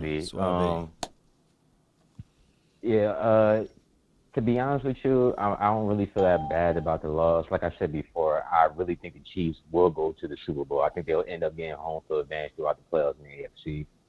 Like I said before, when you go to 3 straight AFC championships and 2 straight Super Bowls, like the human element comes in, and you're not going to get up for those smaller teams like the Giants or the Packers without Aaron Rodgers, when like you're so used to playing big time games. And I know to us we might feel like those are big time games, but to them they like, this is just another Sunday, and we're waiting for the playoffs to start. So in my mind, like, this game was more so the Chiefs saying, all right, this is really us. And I know a lot of people are saying like the Chiefs only scored 19 points. To me, I think the way their game plan was, I think they realized that, like you said before, the press man that they had on our wide receivers, they knew it was working. And they knew that, especially when CeeDee Lamb didn't come back, they knew that it was impossible for our possession receivers to get loose in that man coverage. So they couldn't shake loose. Yeah. So whatever they showed up, even when we lined up empty and we had 5 wide or what have you, they laughed at that. They scoffed at that because all of their DBs still set on routes, and at the top of the route, they kind of played it like this. They were more prepared to say, okay, we would get the defensive pass interference. Oh, they're not calling it? Shoot, we won, right? Mm-hmm. And that's how it's going to be in the playoffs. Also, they call it less in the playoffs. Like, this is November, December, and January now. They're gonna stop calling pass interference as much. They let the boys play when it's real games in. Like when at the end of the season it's real games and playoff implications and things of that nature. Like they let them boys play. And another thing, like I said before, like the Chiefs I think the Chiefs game plan at the second half, I know they say only scored 19 points, but their main thing was, let's not give the Cowboys more turnovers. I think after that turnover by Javon Curse, I think Andy Reid's game plan was like, let's play safe routes. We're going to take the sack. We're going to make sure that we don't give Cowboys extra possession. Yeah. And also, like I said before, Mike McCarthy's timeout, Mike McCarthy not calling a timeout with 45 seconds left in the first half. That's just another thing where I don't get his time management. It's almost like you're not doing anything. Like, you're not calling the plays. The only job that you really have is time management. And I think that it goes along with our culture, the Dallas Cowboys. And this is why we never take that next step. Even though it don't matter how much talent that we have, we never take that next step, because the culture of we don't give all the power to our head coach. And I really feel psychologically, like I said before, I took psychology class, the human element. He's saying, wow, well, let me not step over Kellen Moore. Let him decide. And when you leave that power into a coach that's literally only been coaching for 2 years, remind you, he doesn't have any experience in the high school level, coaching in the high school level, no experience in the college level. The only experience that he had is with us, and it's only been 3 years. And it's been coaches who it took them 10, 20 years of them having coaching experience before they even became a quarterback coach and offensive coordinator. We got a young guy, like calling the plays for us. So it's really gonna be questionable how he's gonna call plays when the big games is on the line. And his, let me ask you this though. Let me ask you this before I let you go on all of this. These are what you call growing pains, and I know it sounds like a bevy of excuses, but you can't you can't get it out of it for 3 years. What you want to do? You want to start all over? No, but we can't afford to have. We just had growing pains with Jason Garrett. But my thing is, 26 years. But my thing is, at least he's not their head coach. Just 4 or 5 weeks ago, people were saying let Kellen Moore be the head. So you're going to go through it one way or another, right? Those people, the people that say like those are talking heads that want to be the next Stephen A. Smith and fans that don't watch football like that. Any person that has any experience playing football and watch football knew Kellen Moore had no chance to be a head coach of the Dallas Cowboys. And if he did, let me ask you this. Let me ask you this though. We don't want to put lipstick on a pig though, but we got to say this though. How can you combat against this by Kellen Moore since he's been calling the offense or what have you these 3 years? He's been respectfully top 5 in offense, and I know these numbers can be obscured, right? We was top 10 last year. 2020 was top 10. Believe it or not, and then this year we number 1 respectfully in 4 in rushing and 4 in overall offense. I mean, number 1 in overall offense, 4 in passing, 4 in rushing. So how do you sit Kellen Moore down and say, hey, you're doing a horrible job or you're doing a wrong job or you need to improve? How can you do that though? How can you set up and do that? First of all, the way the NFL is set up, right? And Tom Brady talked about this. The way the NFL is set up, right?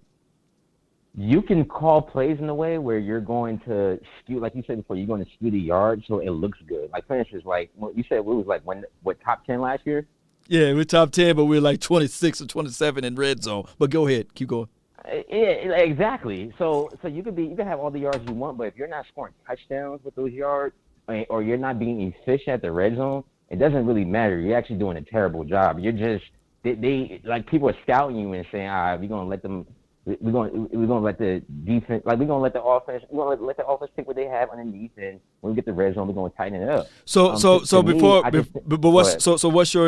your how can I put this? What's your solution? To me, and this might sound crazy. This might sound crazy to everybody else that's listening to this. To me, if I'm Mike McCarthy, I'm saying, kid, I love you, kid. But I have 30 years of coaching experience. I coached Joe Montana, Brent Favre, Aaron Rodgers, Steve Young, and all of them. I coached all Hall of Famers.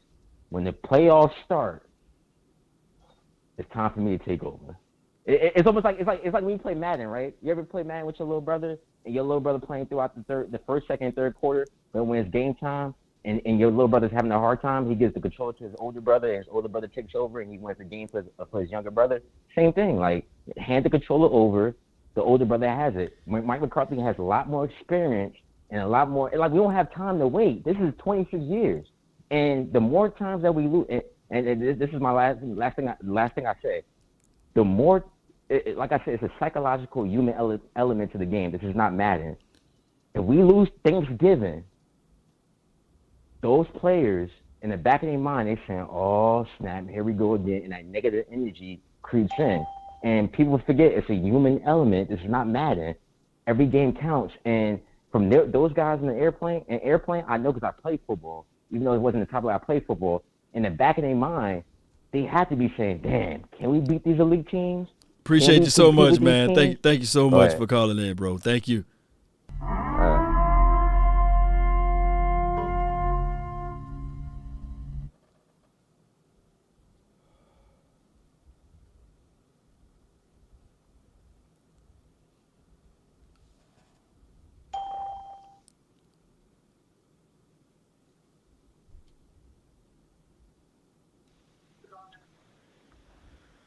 My guy.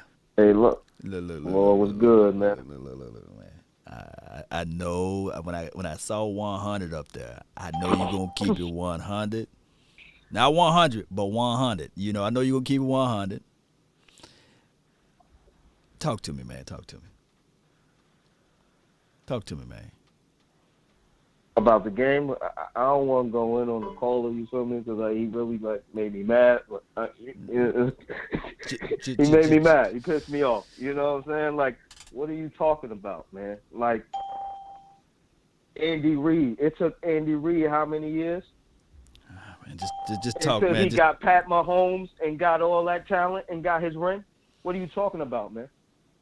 What are you talking? You feel what I'm saying? It took Ty Bulls. They couldn't call plays over there until they got Brady and they got that talent over there. We lost because our talent wasn't on the field, man. When Mahomes ain't had his squad, he looked terrible. Mahomes beat us. Think about this now. Mahomes beat us with his whole squad, and he only put 19 points up with his whole squad. We ain't have our boys out there. Can we get healthy? I want to see everybody. You feel me? And I'm tired of these people. Oh, Dak Prescott ain't elite. Dak Prescott ain't elite. He can't take trash people. And say those people say, oh man, Daniel Jones. Daniel Jones is better than Prescott. Oh, Daniel Jones needed talent. But when Dak has his talent, you knock him. But you say Daniel Jones is playing bad because he ain't got no talent. Or his talent got hurt. You guys that talk that trash, and I want to name names. I really want to get at somebody, but I'm going to leave it alone. You feel me? Yeah. But they really piss me off, yo. Like, get out. What are you talking about, man? Cut it out. People say Aaron Rodgers. Last time I checked, his offensive line plays way better than our offensive line did today. Last time I checked. Aaron Rodgers had time all day in that pocket to throw the ball. So when you say, oh, well, Aaron Rodgers can do it, at least the line plays better. Our line can't play better and our guys drop balls. Come on, man. You can't win like that. Go to a game where, man, Aaron Rodgers is throwing dimes and his guys is just dropping balls, and Aaron Rodgers did it himself. Show me the game. Show me the game. And he ain't have calls go his way like 12 men in the huddle. Show me the game, Lo. Am I lying? He ain't lying. Come on, son. Show me a game where a quarterback won in spite of his receivers, in spite of his line, and they had the refs throwing flags on them. Show me a game. Man, you know they're going to use that word, bro.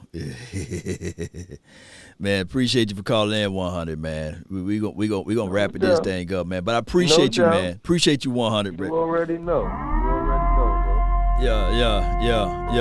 Yeah. We got some people in here, baby. Ooh, let me do this. All right. We gonna keep the lines open. You got access to the line for 5 more minutes, and then we're going to lock it, and then we're going to go all through everybody here so you all can so I'm going to leave it open for another 5 minutes. So if you haven't called in yet, 657-390-7391. I'm on fire over here. It's the hotline.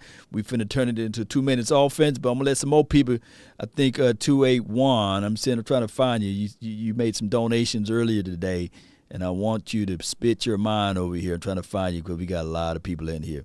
You live, 281. Yeah, I'm right here, Law. Yeah, I do spend a lot of money on your channel. I appreciate you, man. Appreciate you. Now, the one good thing I take away from this game is our defense. Our defense is looking better every week, and when it gets healthy, it's going to be a top 10 defense, as I said on my channel. Just the thing that concerns me, as I put in my chat, is, in the big games, besides that Seahawks playoff game, Prescott, seems to have, I don't know, this block, I don't know what it is or why it is. I know he didn't have good protection. He had plenty of times where he could have scrambled out of the pocket instead of staying in there looking for the deep ball or the pass. Mahomes will run out of there when that happens. It was like last year, not last year, but 2019 when we go to New Orleans 3-0 and we can't score over 10, or we go to Philly and we can't score over 10, We go to New England, can't score over 10, 13-9. It's just that that one hump that he's got to get over, in those big games. This was a big game. Like Jerry Jones said, it was a marquee game if we'd have won. I don't agree with that because championship is a marquee game. You don't hear Nick Saban saying if we beat a 6-4 Georgia Bulldog team, it's a marquee game. You don't hear Belichick saying if we beat a 6-4 team, that'd be a marquee game. Hell no. A marquee game is a championship game. But it just worries me, whenever he gets down a weapon or two, and our defense is stepping up like it did. God damn, Micah Parsons. I mean, that boy broke the rookie record today. Appreciate you, Charles. Thank you so much. It's Charles in charge, right? You in charge of the Cowboys Report? Let everybody know where to find and follow your content, man, so that people can hear your insights and your information. Yeah, my video was kind of short and mad tonight, but it's Charles in Charge Cowboy Sports Report. Check me out. Subscribe. I would really appreciate it. I'm trying to get to 1,000 subscribers so I can make it in a monetary channel like yours. No doubt, man. Yeah, all day, Law. Appreciate your show, man. Appreciate you, man.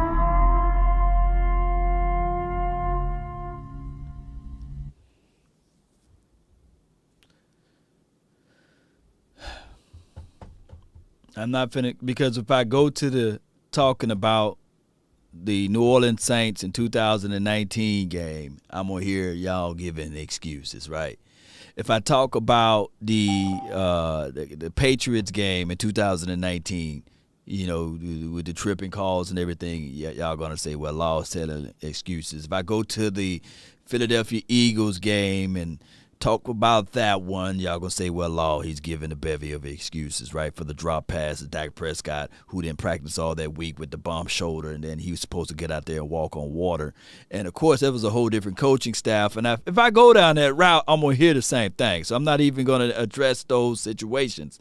But the conference has been locked. We got everybody that's in here, y'all lock in, because we're going to go one by one. We're operating out of the 2-minute warning. I really appreciate everybody. When y'all see this, it's a hard 2 minutes. I'm not being disrespectful to anybody, but it's a hard 2 minutes. And if you guys go over that, this is my show, I guess. We can go continue to go on, but you got to have some good stuff. But speaking of some good stuff, I got a guy who don't miss, Jay Worthy. Man, what's good with you, man? You live. What's up, Law? How you feeling, my brother? Nothing much, man. I'm feeling good, believe it or not.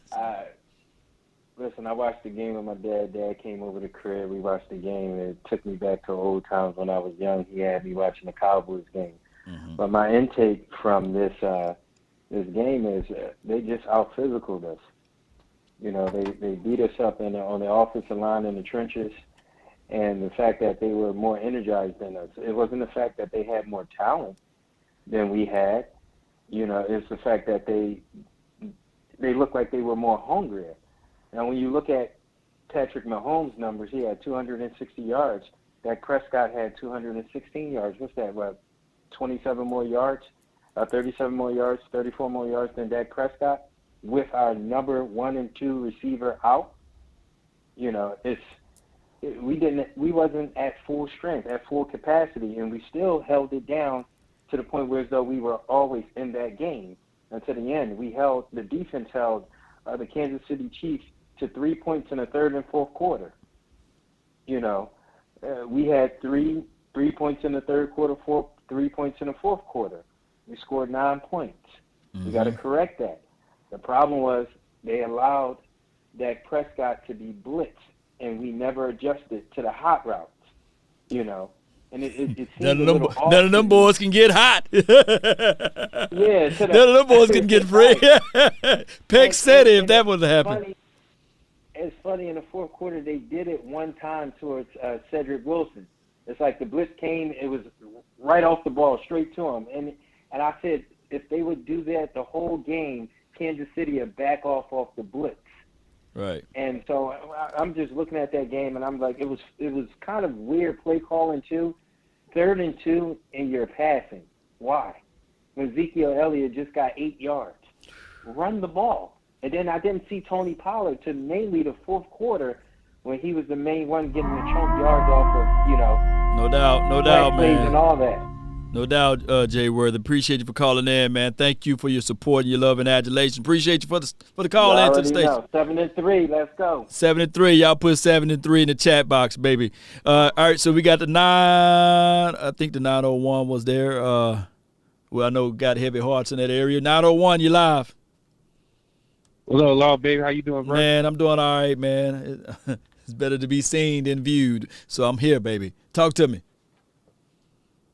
Yeah, I don't remember a fan base that, is still complaining about a 7-3 record, and we still don't have our players on the field. And I know at least some cats say about Kellen Moore and Mike McCarthy taking over the plays, but what do you expect him to do when you don't have your best players on the field? And one of your players is out with COVID and the other one's out with a concussion. It's not much you could do right there.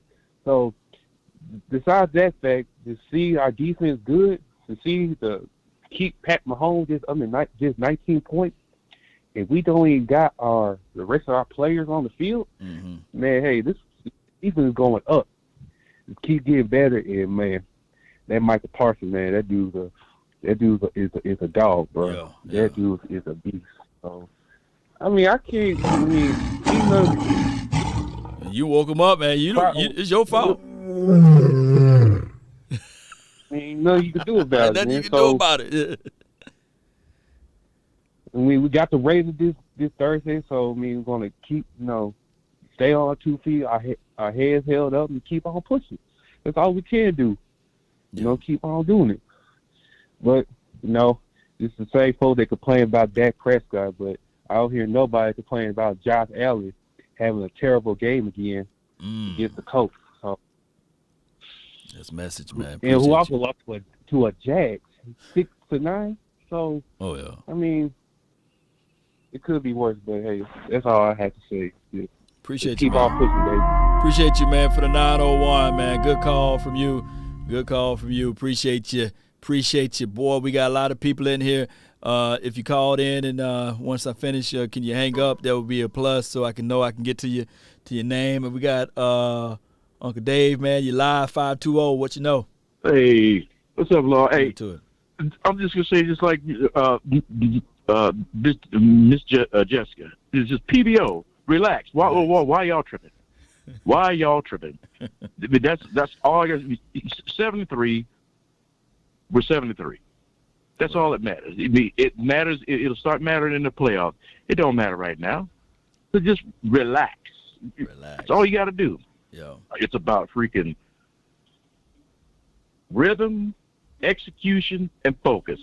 They weren't executing. They couldn't establish no rhythm, and the receivers weren't focused. The line's not focused. That's what happened, and it wasn't their day.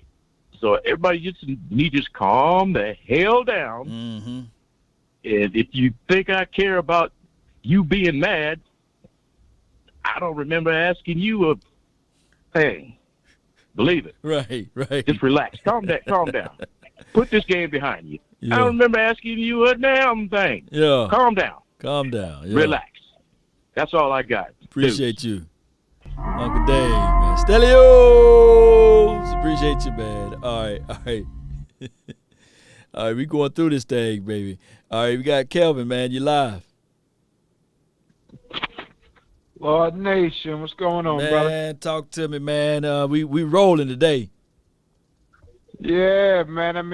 I watched today's game, and it was what it was.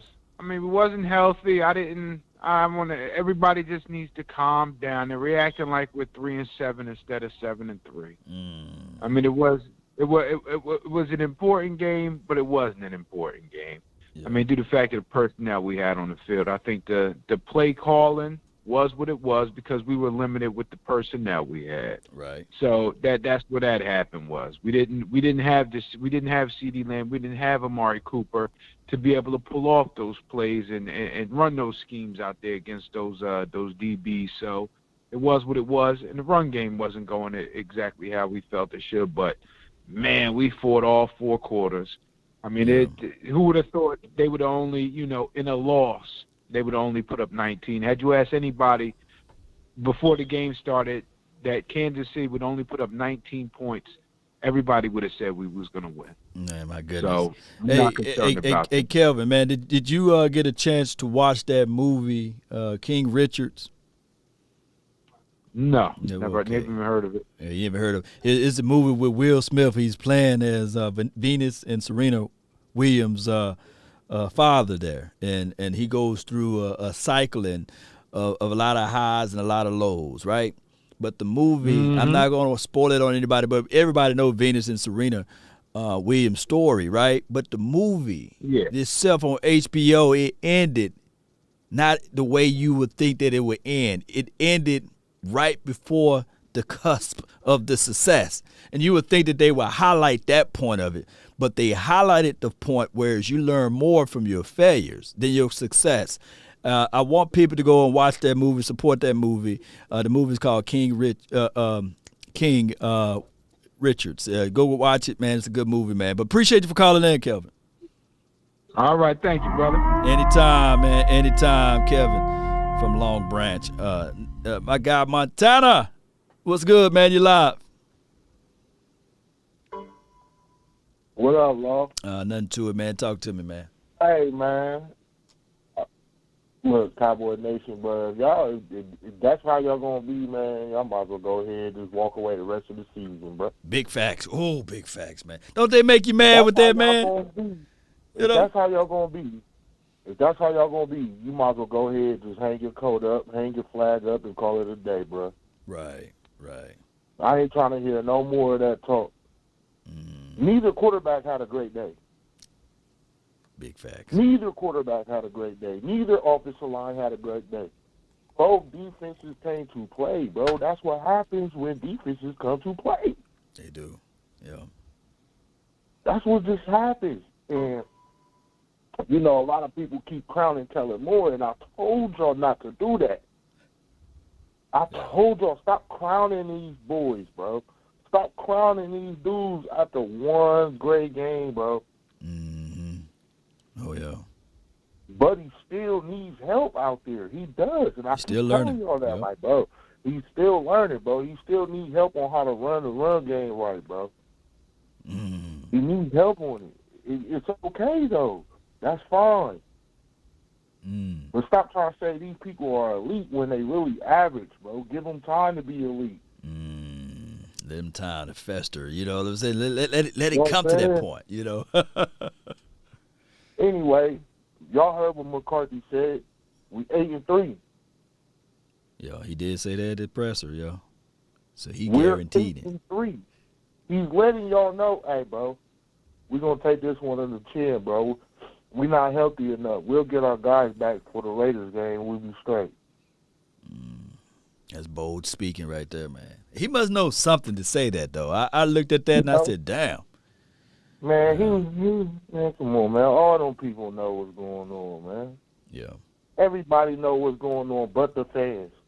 And they're going to continue to keep it that way because you don't need to know. It's not your job to know. It's your job to manipulate. No doubt, big dog, man. All right, man. That's all I got, man. I'm still go Cowboys. I don't care, boy. We 8-3. I ain't trying to hear nothing less, man. Appreciate you. We 14-3 until they beat us. Message. That's message. Oh my gosh, man. We're 7-3, but Mike McCarthy at the end of the presser said we 8-3. You know what I'm saying? Y'all got to get me up out of this fire, man. Who else? Who gonna blow some cool stuff over here, man?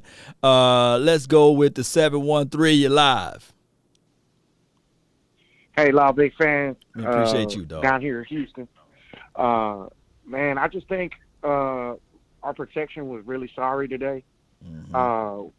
Just so many changes along the line. You can't be changing the line too much. You know, you got to stay consistent. But, you know, the injuries happen.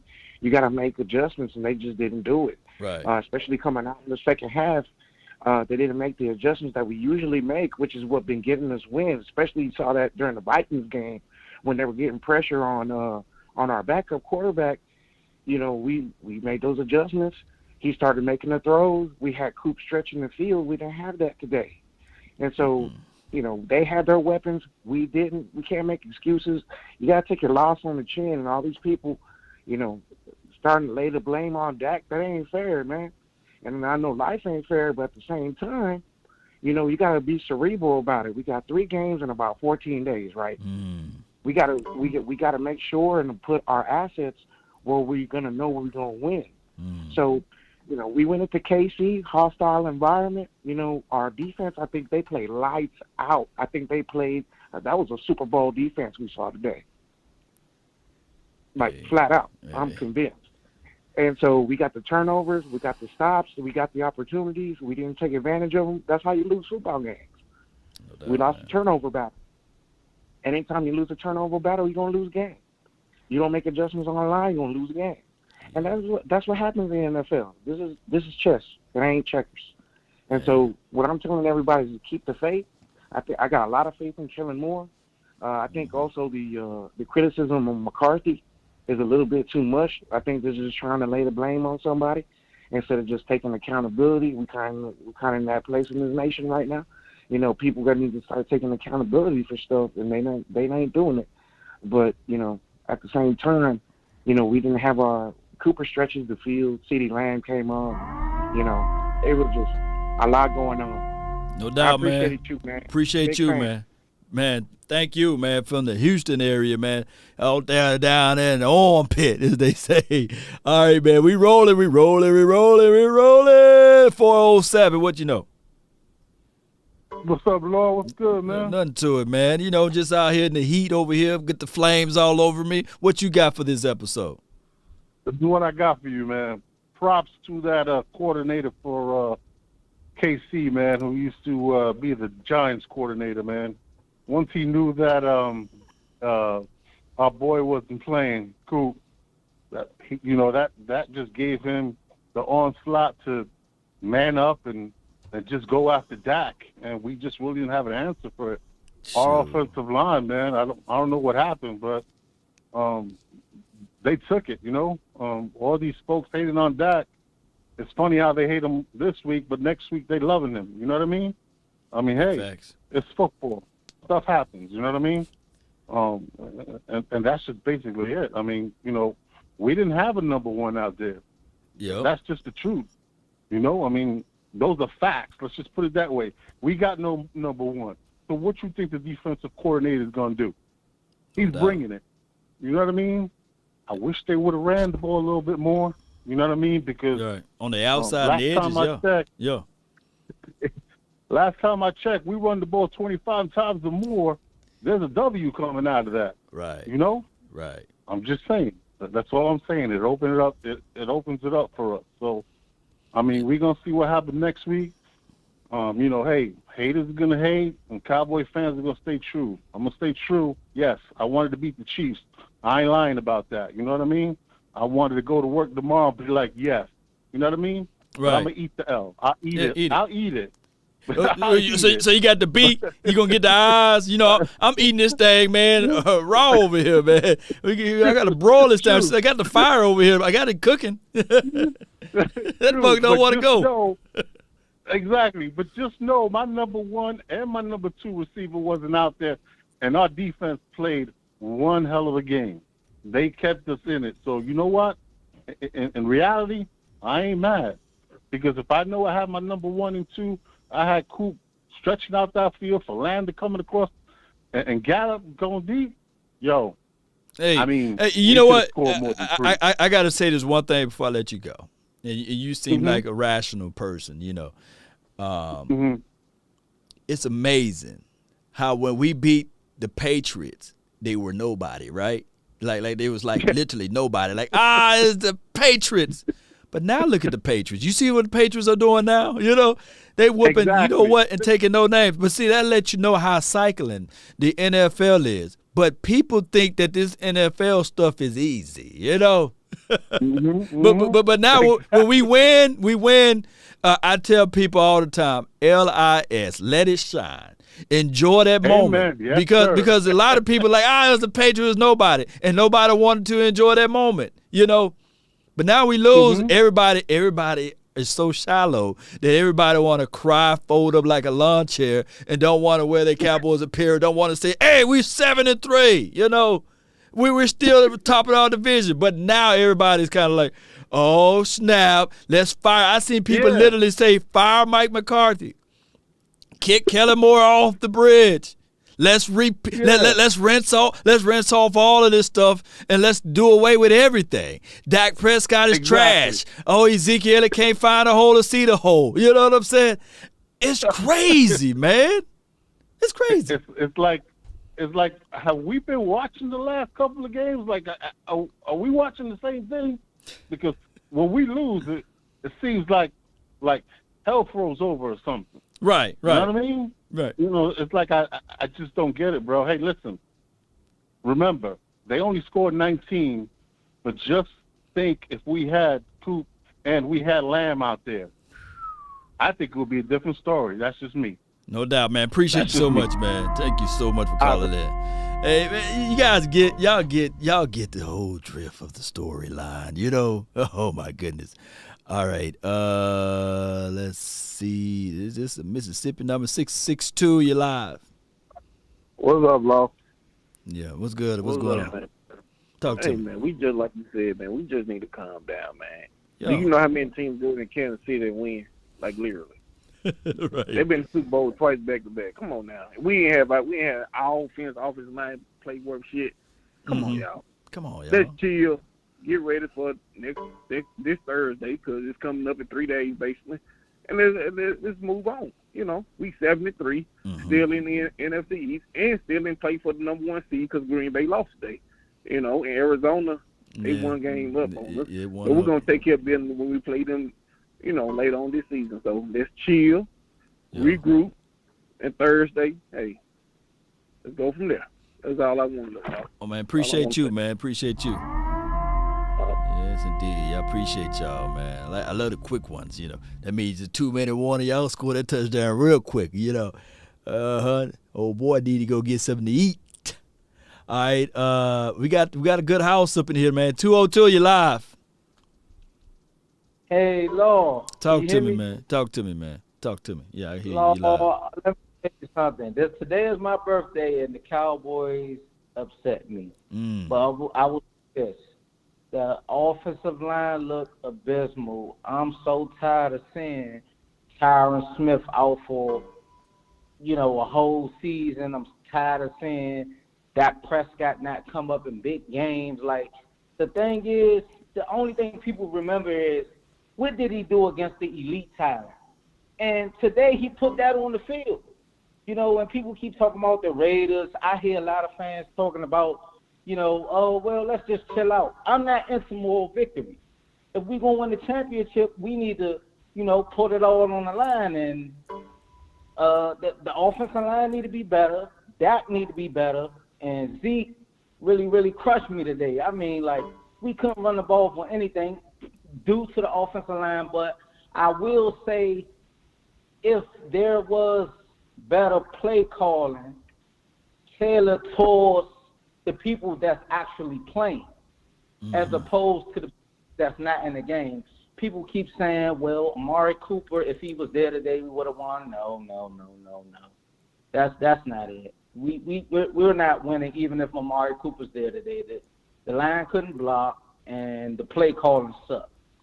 So I would just say we just need to get it together all around the board. I love what the defense did, but as far as the offense, man, in order to play championship football and to even be in the Super Bowl and be in contention, the offense has got to play better than what they did today.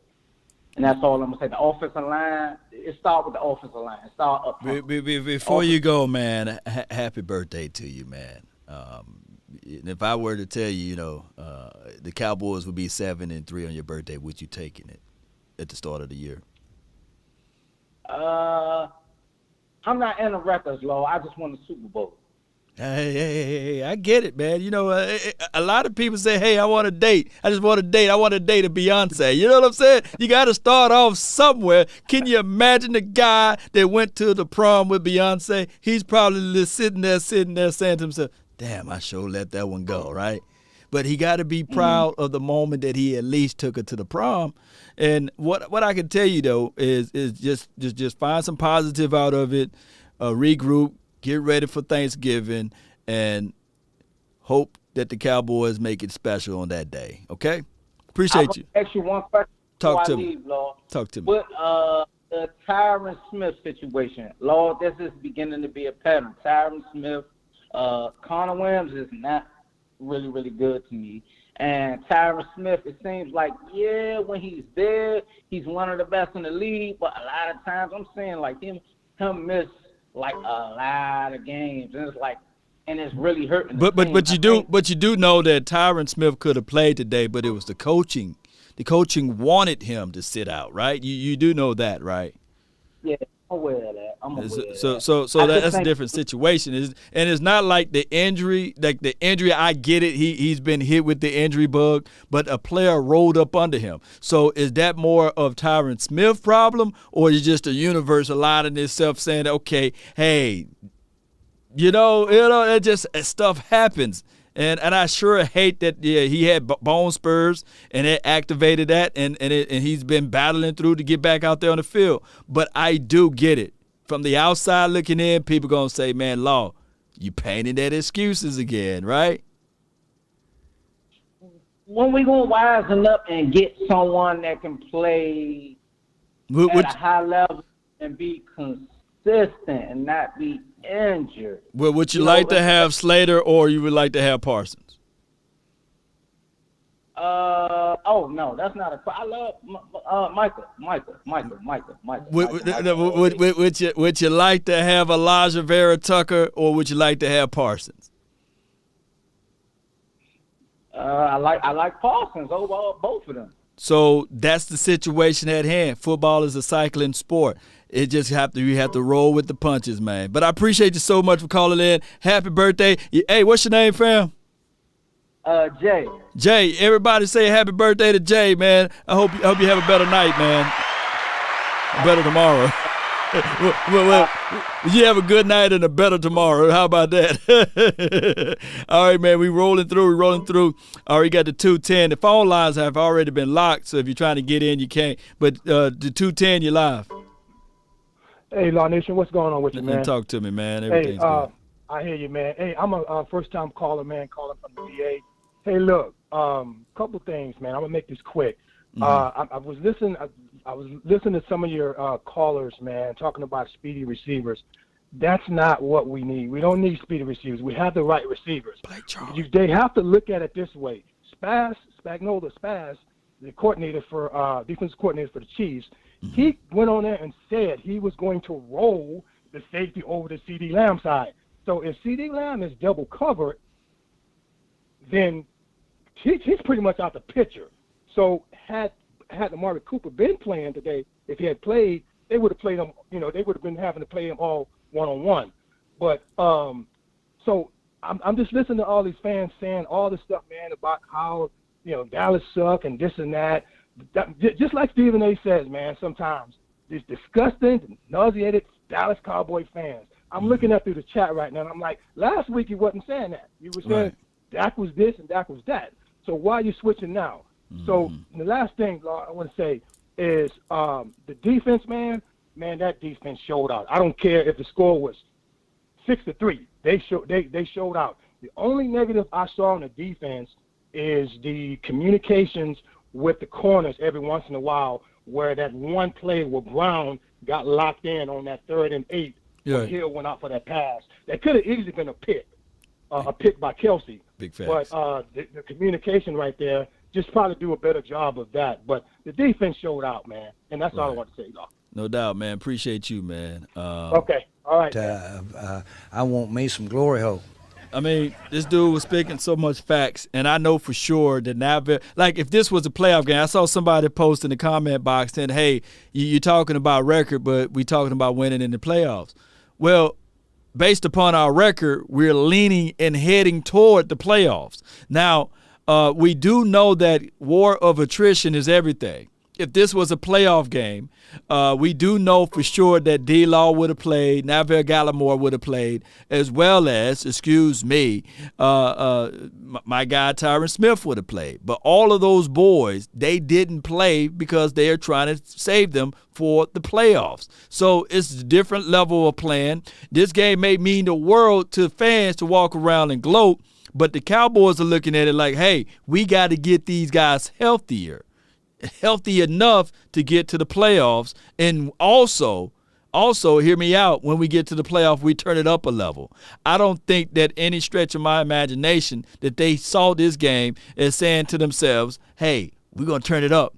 And want to know how I know that? Because pre-game, you saw Navarre Gallimore working out in pre-game. You saw D-Law working out in pre-game. And we saw exactly the defense stepped up in this particular game. Oh, and excuse me, by the way, Randy Gregory, he'll be ready too. But they practicing precautions. So you can't get those two mixed up. 816, you in the mix.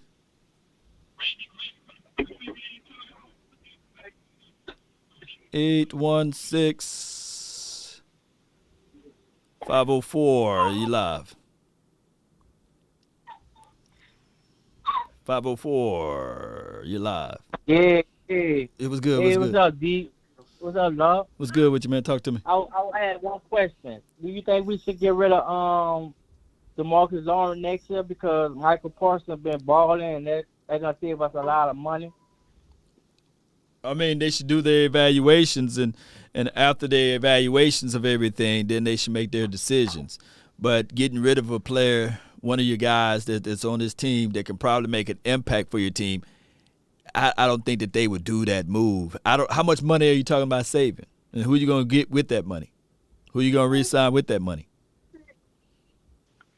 Well, we could sign Randy Gregory. We could sign Keon Neal and some couple of guys. You think Neal play been subpar enough so that you can overcome Neal over D-Law from what he's been doing so far? He's been playing all right. Right. And I do know that, availability is better than anything out there, so you got to have availability. But I just look at it like this, fam. Let D-Law finish this season out. Let's see how everything works out from here. Okay, that was my only question. No worries, man. Appreciate you. Thank you for calling in, fam. Okay.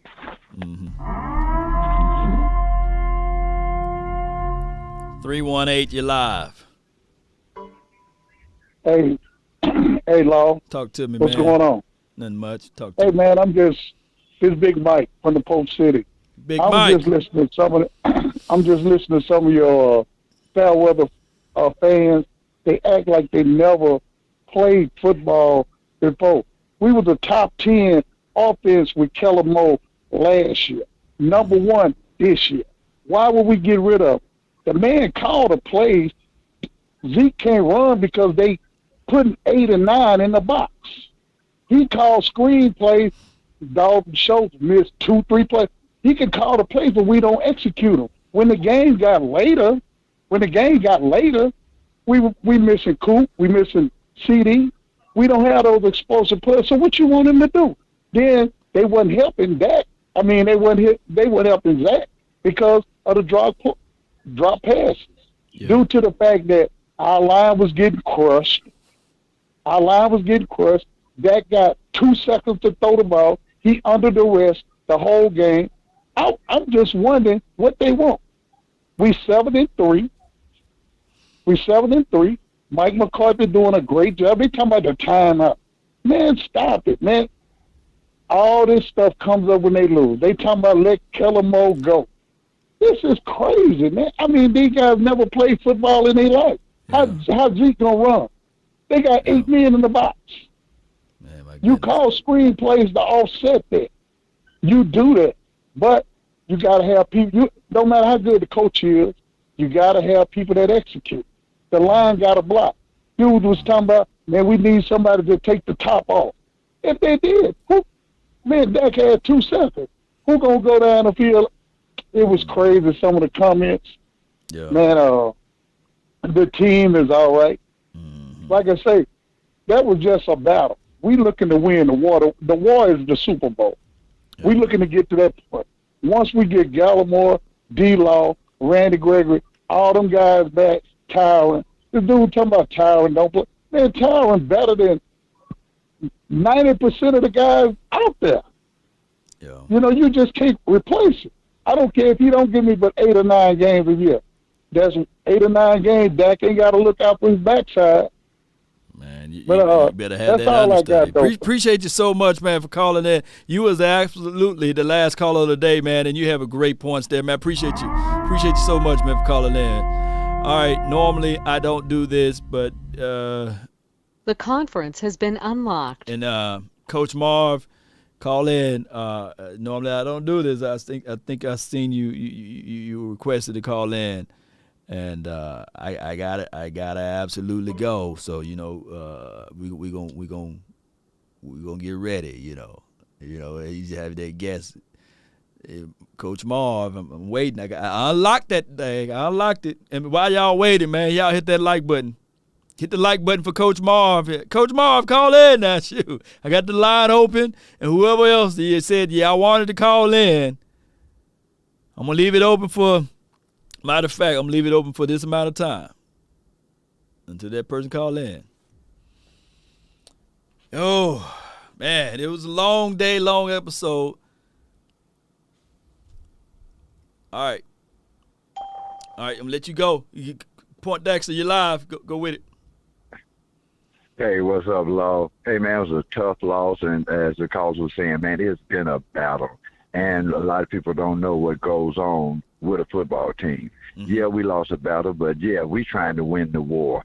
And it was some great points made by the callers and stuff. I'm always a little sad after a loss. We all, man. Pat Mahomes didn't even throw a touchdown pass, man, and nobody really brought that up. You know what I mean? It was a battle on both sides. Kansas City was in the Super Bowl last year. People don't even understand what kind of competition we was going up against, being shorthanded. I really like that comment that you made about Amari Cooper saying he caught COVID because nobody else on the team can catch anything. Hey, man, let it catch.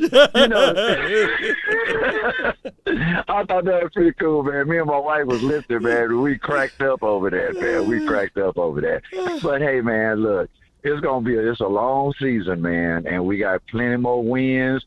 We get some people healthy, man. And, man, Michael Parsons, God, that boy is a beast, man. Yeah. Pat Mahomes didn't really think somebody was going to chase him down from the backside like that, you know what I mean? It took him completely by surprise. He's like, who is this dude, man? Yeah. But, look, man, it was heartbreaking to watch the game, man, because it was such a battle. They was always in it. One big play, one big play, man. We would have been right in there to turn that thing around. They don't know that all we needed is just one big play. It would have did two things. Because the moment, man, you spitting the truth, Point Dexter. Yeah, I wish you'd have called earlier when I had a lot of energy. But this is the thing. All we needed was one big play, and it would have inspired Noah Brown to have confidence. Have you ever seen Noah Brown in later end of the games, he somehow catch a crucial play? Or if you see Cedric Wilson somewhere right through the game, he catch a big play because the confidence built. Yeah. But those boys' confidence was gone. The stage was too big for them. The stage was too big for them. Look. I believe so. Look. I tell you this, Pondex. In your room, in your house, you probably sing like Luther. You know what I'm saying? But they tell you to go out there and sing in front of the church, or they tell you to sing in front of some people. You don't sound like Luther no more, don't you? Oh, Lord, before you leave, you know I sing in church every morning, right? Oh, you do? You know on Sunday morning I sing in church. I sing in church every Sunday morning. So I would tell you, disappointments. I've been through some disappointments, but I'm still here. You better believe Hey, man, I appreciate you, man. Thank you so much, Point Dexter, man. All right, man. Take it easy. All right, Coach Marv, man, I'm looking for you, man. Look, man, I opened the phone lines up for a second, and there's 13 people in here, man. All right, I'm looking for Coach Marv, but I see Uncle Charles in here, man. So I'm going to let my Uncle Charles speak to us, man. I know he got a good situation. All of y'all other people that's in here, man, I love y'all from the womb to the tomb. But, man, y'all know how this thing go. I'm hungry. I got to go get something to eat. But, Uncle Charles, you live. Well, Lord, how you doing, bro? Man, I'm gonna make it quick because I know you got to go. You got to go feed your spirit. I understand when you had nothing to eat. See, when you had nothing to eat, you forget about being nice and human, and then you just go out to anybody. So I suggest anybody that's in the wrong way, please get out of the way for you be a number 2 combo. Let me just say this, man. My dream is this. Today we lost. We didn't have none of our stars out there. And I understand they try to save these guys. I get that. I get that. But Lord, when we was going down there for the store, Lord, we had 2 timeouts. Why not call a timeout, settle the game down, and try to get that ball in the end zone? Mm-hmm. I think Coach McCarthy sometimes he gets somewhere to where something is passed right by him, and he just don't reach out and grab it. He's got to get better from that. Right. He just got to get better from that. So the day, I don't say this in a close, I'm telling everybody, do y'all understand that the last time the Cowboys went to the Super Bowl, my daughter was a little girl. Oh, wow. She's 26 now. 26 years old. And I'm a new granddad. I'm a first-time granddad. I've never been a granddad in my life. Now, yeah, man, I'm a granddad now. And then the day I hear the Cowboys are NFC champions and we are on the way to the Super Bowl, Lord, do you know I'm going to spend every dime? Do you know I get 3 checks a month, man? I get a retirement check. I get I hurt my back on the job check. I get all kinds of checks. I'm going to spend the whole house. And I told my wife, I said, listen, let me tell you something. Well, we got that bill. Well, that light bill will have to wait. We're going to be sitting in the dark. Because I'm watching my boys. So we better figure something else out. But let me just say this. I want to say this in closing. When we do things to hurt someone, we need to recognize what we do. We need to apologize to the person. Right. And I'm not trying to get off the specific law, but that thing that happened out there with LeBron James and the Detroit Pistons, LeBron did that on purpose. He really did. Whether he meant it or not, it looked like to me he did on purpose. He couldn't do he probably got about 27 stitches, and the man bleeding all over the place. I want people to understand, the people that we look up to, they do things too. They are not all good. So, we need to watch how we do things. When we hurt somebody, we need to make amends for that. And like I said, if I find that he did this to me, it would be Space Jam 3 in his ass. I had to get it. I couldn't let that slide. I couldn't let that slide. Now, you want to play Bugs Bunny and Daffy Duck and Yosemite Sam, and won't be Yosemite Sam in your ass. I don't play that. When you do something and you know you don't do it, you got to pay a price. And that's the way it is. That's life. And I want to tell you, Lord, you go eat your meal plate. Always keep God first, and I love you, bro. Appreciate you. Much love to you, Uncle Charles, man. Appreciate you, man. Sure. All right, man.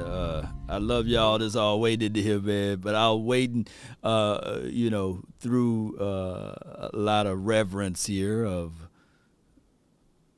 goodbye. Y'all call back, man, for the tomorrow show. You know what I'm saying? All right. I think that the crow is now well cooked and done. Y'all got y'all fair shares of everything, and the crow is well cooked. Y'all can see it's fully roasted, right? I mean, the crow is well cooked. Move it over here. The crow is cooked. It's well done. You know what I'm saying? It's not medium well and none of that stuff. So let's go right here. Y'all can eat the crow now. I ate it, and I got to go eat some real food now. And it's not going to be any bird, you know what I'm saying? But shout out to the Chiefs.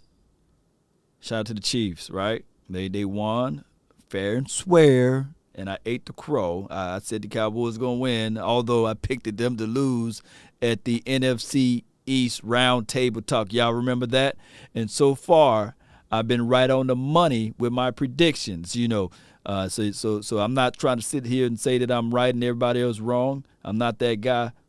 to be the I'm right, I'm wrong guy, right? You know, it's just how it goes. It's how it goes from here. Let me get this thing up out of here, man. I'm trying to find that crow. We didn't finish this crow. I want to get this crow up out of here. Where you at? Get out of here. Shoot. Crow dead now. So, the blame game is over with. We got another game on Thanksgiving on Thursday. We got to stay our minds sharp and keep our thoughts together, Cowboy Nation. Let's not fold up like a wallet or a lawn chair. We are here. A lot of people trying to pass the blame game around. You know, hey, it is what it is. You know, Cowboy Nation, it is what it is. Let's not fret. We're 7-3. Let me see 7-3 all the way down in the chat line. Let me know, you know, if the record is something else, because last I checked, it's 7-3. And if your team don't have a better record right now, then you really can't even have room, a longitude, a latitude to even talk right now, right? So that's just how this thing goes, Cowboy Nation. I know we want to win every game. I feel you on that. I want to win every game. You know, it is what it is. I'm a sore loser. I hate losing, you know. But dog it, we lost. You know, that's just how it goes right here, Cowboy Nation. We didn't win today, and that's just how it is. Let me fix this up real quick. That's how it is, Cowboy Nation. So let's not fret. Let's not go around being mad at the world, the sun, and the moon because you can't gloat today. Don't do that one, Cowboy Nation. Let's not do that one. All right? So let's be mindful of the record. Howard is saying 8-3. I see a lot of 8-3s. Thou shalt decree a thing and it shall be established, right? Your mindset, keep that together, Cowboy Nation. Make sure you drink plenty of fluids. Make sure you exercise, work out, and get plenty of rest, Cowboy Nation. Hey, we'll be back at this thing. Y'all know Law don't sleep, so I'm going to do something else a little later on tonight, probably, right? If the time allows, I'm quite sure that the Queen of the Peace Corps is sitting there saying, why is this dude locked up in this room, right? Why is he talking to a third of the people that's angry and upset at him, right?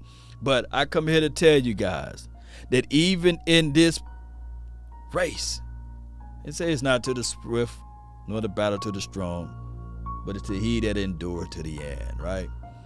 So you got to continue to push your mind and set it straight and fight. There's moments in time that you would like to give up, right? There's moments in time that you would like to look back and say, hey, why did I fail right here? It goes back to that storyline that I was telling everybody about, the Venus and Serena story. You see, the father saw something that nobody else was able to see. And I come here to tell you that perseverance and hard work and determination was able to elevate those girls. Even when the opposition set forth and had everything against them, they continued. But the craziest thing of it all within that picture, the moment that she was able to elevate toward the end, she did not win. But the family, those who supported her, those who believed in her, they was waiting. Families stick together. Win, lose, or draw. And that's how I'm telling you guys right now. I imagine when the Cowboys get off that plane and they heading in to this Texas stadium, that all of you guys are there ready to support them, to root them on and say, hey, even in your defeat, we're still here. We're not folding up like a wallet or a lawn chair. And the greatest thing about the purge, the fire, is that it eradicates and it moves off all of the impurities, right? Only the pure can survive. And I'm telling you guys right now, those who are the fickle fan, those who are the weak, they're not standing tall right now. They're folding up, they're listening to the naysayers, Cowboy Nation. But we right here, we standing tall with our chests out, saying we don't care if it's been 20 years. We don't even care if it's 40. We still believe in our team. We still here. We're not folding up like a lawn chair. The promised land is there. It is, Cowboy Nation. All we got to do is continue to grind and shine. That's been my time. I really thank you all for yours. And remember, You're listening to nothing but the best. Go Cowboy Nation. Let's continue to grind and shine. Let's go. Come on. You know, it's crazy. It's crazy. It's crazy. It's crazy. It's crazy. Run it back. Run it back. Run it back. Run it back. Run it back. It's crazy. Since we are on a Sunday, you know, those who were traveling to the promised land, those who was in there, they never had to worry about anything, right? Cloud covered them, even when the heat was there. They had clothes for warmth. Never got cold, right? Food, they said manna fell out of the sky. It's kind of like those people were privileged in a sense. They could get anything they wanted to. But some of the people still was upset at that. Some of the people still wanted more. Some of the people still said, hey, we want something physical, something tangible that we can touch. But the whole time, everything they ever wanted was right there. Manna falling out of the sky. It's kind of like, man, let me get that double cheeseburger, no lettuce and tomatoes. Let me add some extra fries, right? It'll just fall out of the sky right in your hand. You know? But some people don't appreciate that life. We got everything. We got content creators out of the wazoo, you know. We got people. This broadcast showing you everything. Cowboy Nation, Jerry Wayne Jones is being so appreciative of y'all thoughts and y'all concerns. And we make the necessary adjustment. Yes, it's not the way we want it. Oh my goodness, man. Boy, some of y'all, boy, I tell you, man. But it is what it is. But you got to stand firm, stand tall. Don't be like those people saying, I want something physical. I want something tangible that I can touch. And we already got it right here. Let's go, Cowboy Nation. Let's not fold up like a wallet or a lawn chair. Let's continue to grind and shine, baby. Let's stay focused because the promised land will be there. And I guarantee you, it won't take 40 years. Let's go, Cowboy Nation. I'm out for real this time. Just wanted to throw that in on your mind. Let's go. Let's go. Lock in, Cowboy Nation. Let's get this thing going the best way possible. Now it's time to roll those credits. I hope it's working this time. Yeah. Nowadays, nothing really is. Shout out to KC Jerome. He won today. Grab that ring. There we go. We fixed it. Come on. Shout out to everybody who subscribed. Appreciate everybody who watched this channel. Let's go. At the end of the day, we win. We winning regardless, right? Shout out to your Cowboy Sports Report. Shout out to your A, Mr. Fab, K-Mac, Elite Rob, Tom Downey, Burner Account. Shout out to you, Sir Joe Popper. Yeah. When we lose, boy, nobody donate, right? When we win, boy, shoot the thing, we going forever. It's all good. Appreciate y'all. Love and adulation. Y'all help grow the nation. Let's go. Yeah. Law. Turn me up. I got paid to play today. I get paid to stay away. I get paid on rainy days. Let's go. I might make it rain today. I got appreciate paid everybody, man, for y'all support. Thought it take the pain away. Yeah. In my own lane, finger roll. I would never sell my only soul. Never. Heard your whole team was for sale. Heard this on the market for the low. Who the realest, we might never know. All this acting, you gon' play a role. Come on, give y'all. you the Stop world when they sign with you up. Try you out and then they line you up. Ooh. Now you're looking hungry, ribs are touching, need some food. Come on. Now you're all on live acting surprised, but you was fooled. Boy, get out the way, it's been a day. Now go, you're Cowboy Nation. Bleed that silver and blue. You're trying to take my moves. Yo. Nowadays, nothing really is. Only one of me and nobody's like me. Phone ringing and I tell him it's ice. I got wifey on bling and she freeze. Photo, please, no photos. G's, no, please, no photos. Yeah. Nowadays, nothing really is. Only one of me and nobody's one way or another, baby. I got wifey on bling and she freeze. Stephen White, I see you, fam. Williams, shout out to you, Nick. Both of y'all, the new mods over here. I really appreciate y'all love and adulations. Y'all growth for the station. Y'all help me get to 100K. We need it, baby. Thank y'all. Let's go. Let's go. I just wanna run it up. Let's go, Cowboy Nation. We're going to run it up. In the valley of the shadow of death, I see you, Dan. Yeah. Don't need no deals, I make the deal. Have to take it to a meal. Come on, Cowboy Nation. I just wanna run it up. Yeah. Hey. Kinda check a song. Lately, I just wanna run it up. Count that too, count it up. Count it up, count it up, count it up. Lately, I just wanna run it up. Need them ones, I need them fives. Need them tens, I need that change. To the safe, got blues inside. We got this, baby. Greens and pinks, it's all the same. I still saving, roll my change. Take some losses when I play, charge it to the game. Yeah. I'm with L, yeah, I'm with T Black, I'm with Reverend now. Come on. I'm with Bay, yeah, I'm with J, yeah, I'm with Chuck and now. Right. Still the same, not switching Still sides. the same, baby. Loyalty. By loyalty. Use the size off for the bag, and that's worth more to me. I mix Nike with designer, I experiment. Yeah. You just rock what's on the shelf, and I'm not feeling it. Search for the one, but baby girl, it's nothing real as this. Can't trust a soul, I keep a hammer, call it too legit. I've been really in the field, love the rush, I love the feel. Lately, I just wanna run it up. Yeah. Keep it consistent, baby. Trying to find that thing, so turn it off. Here we go. I just wanna run it up. Yeah. Appreciate y'all, man. Thank you, everybody. Let me see some fire emojis in the chat. Count it up, baby. We out. One love, Cowboy Nation. Be sure, tell a friend, tell a neighbor where to go when they want to tune in to Cowboy Sports Talk and beyond. Peace.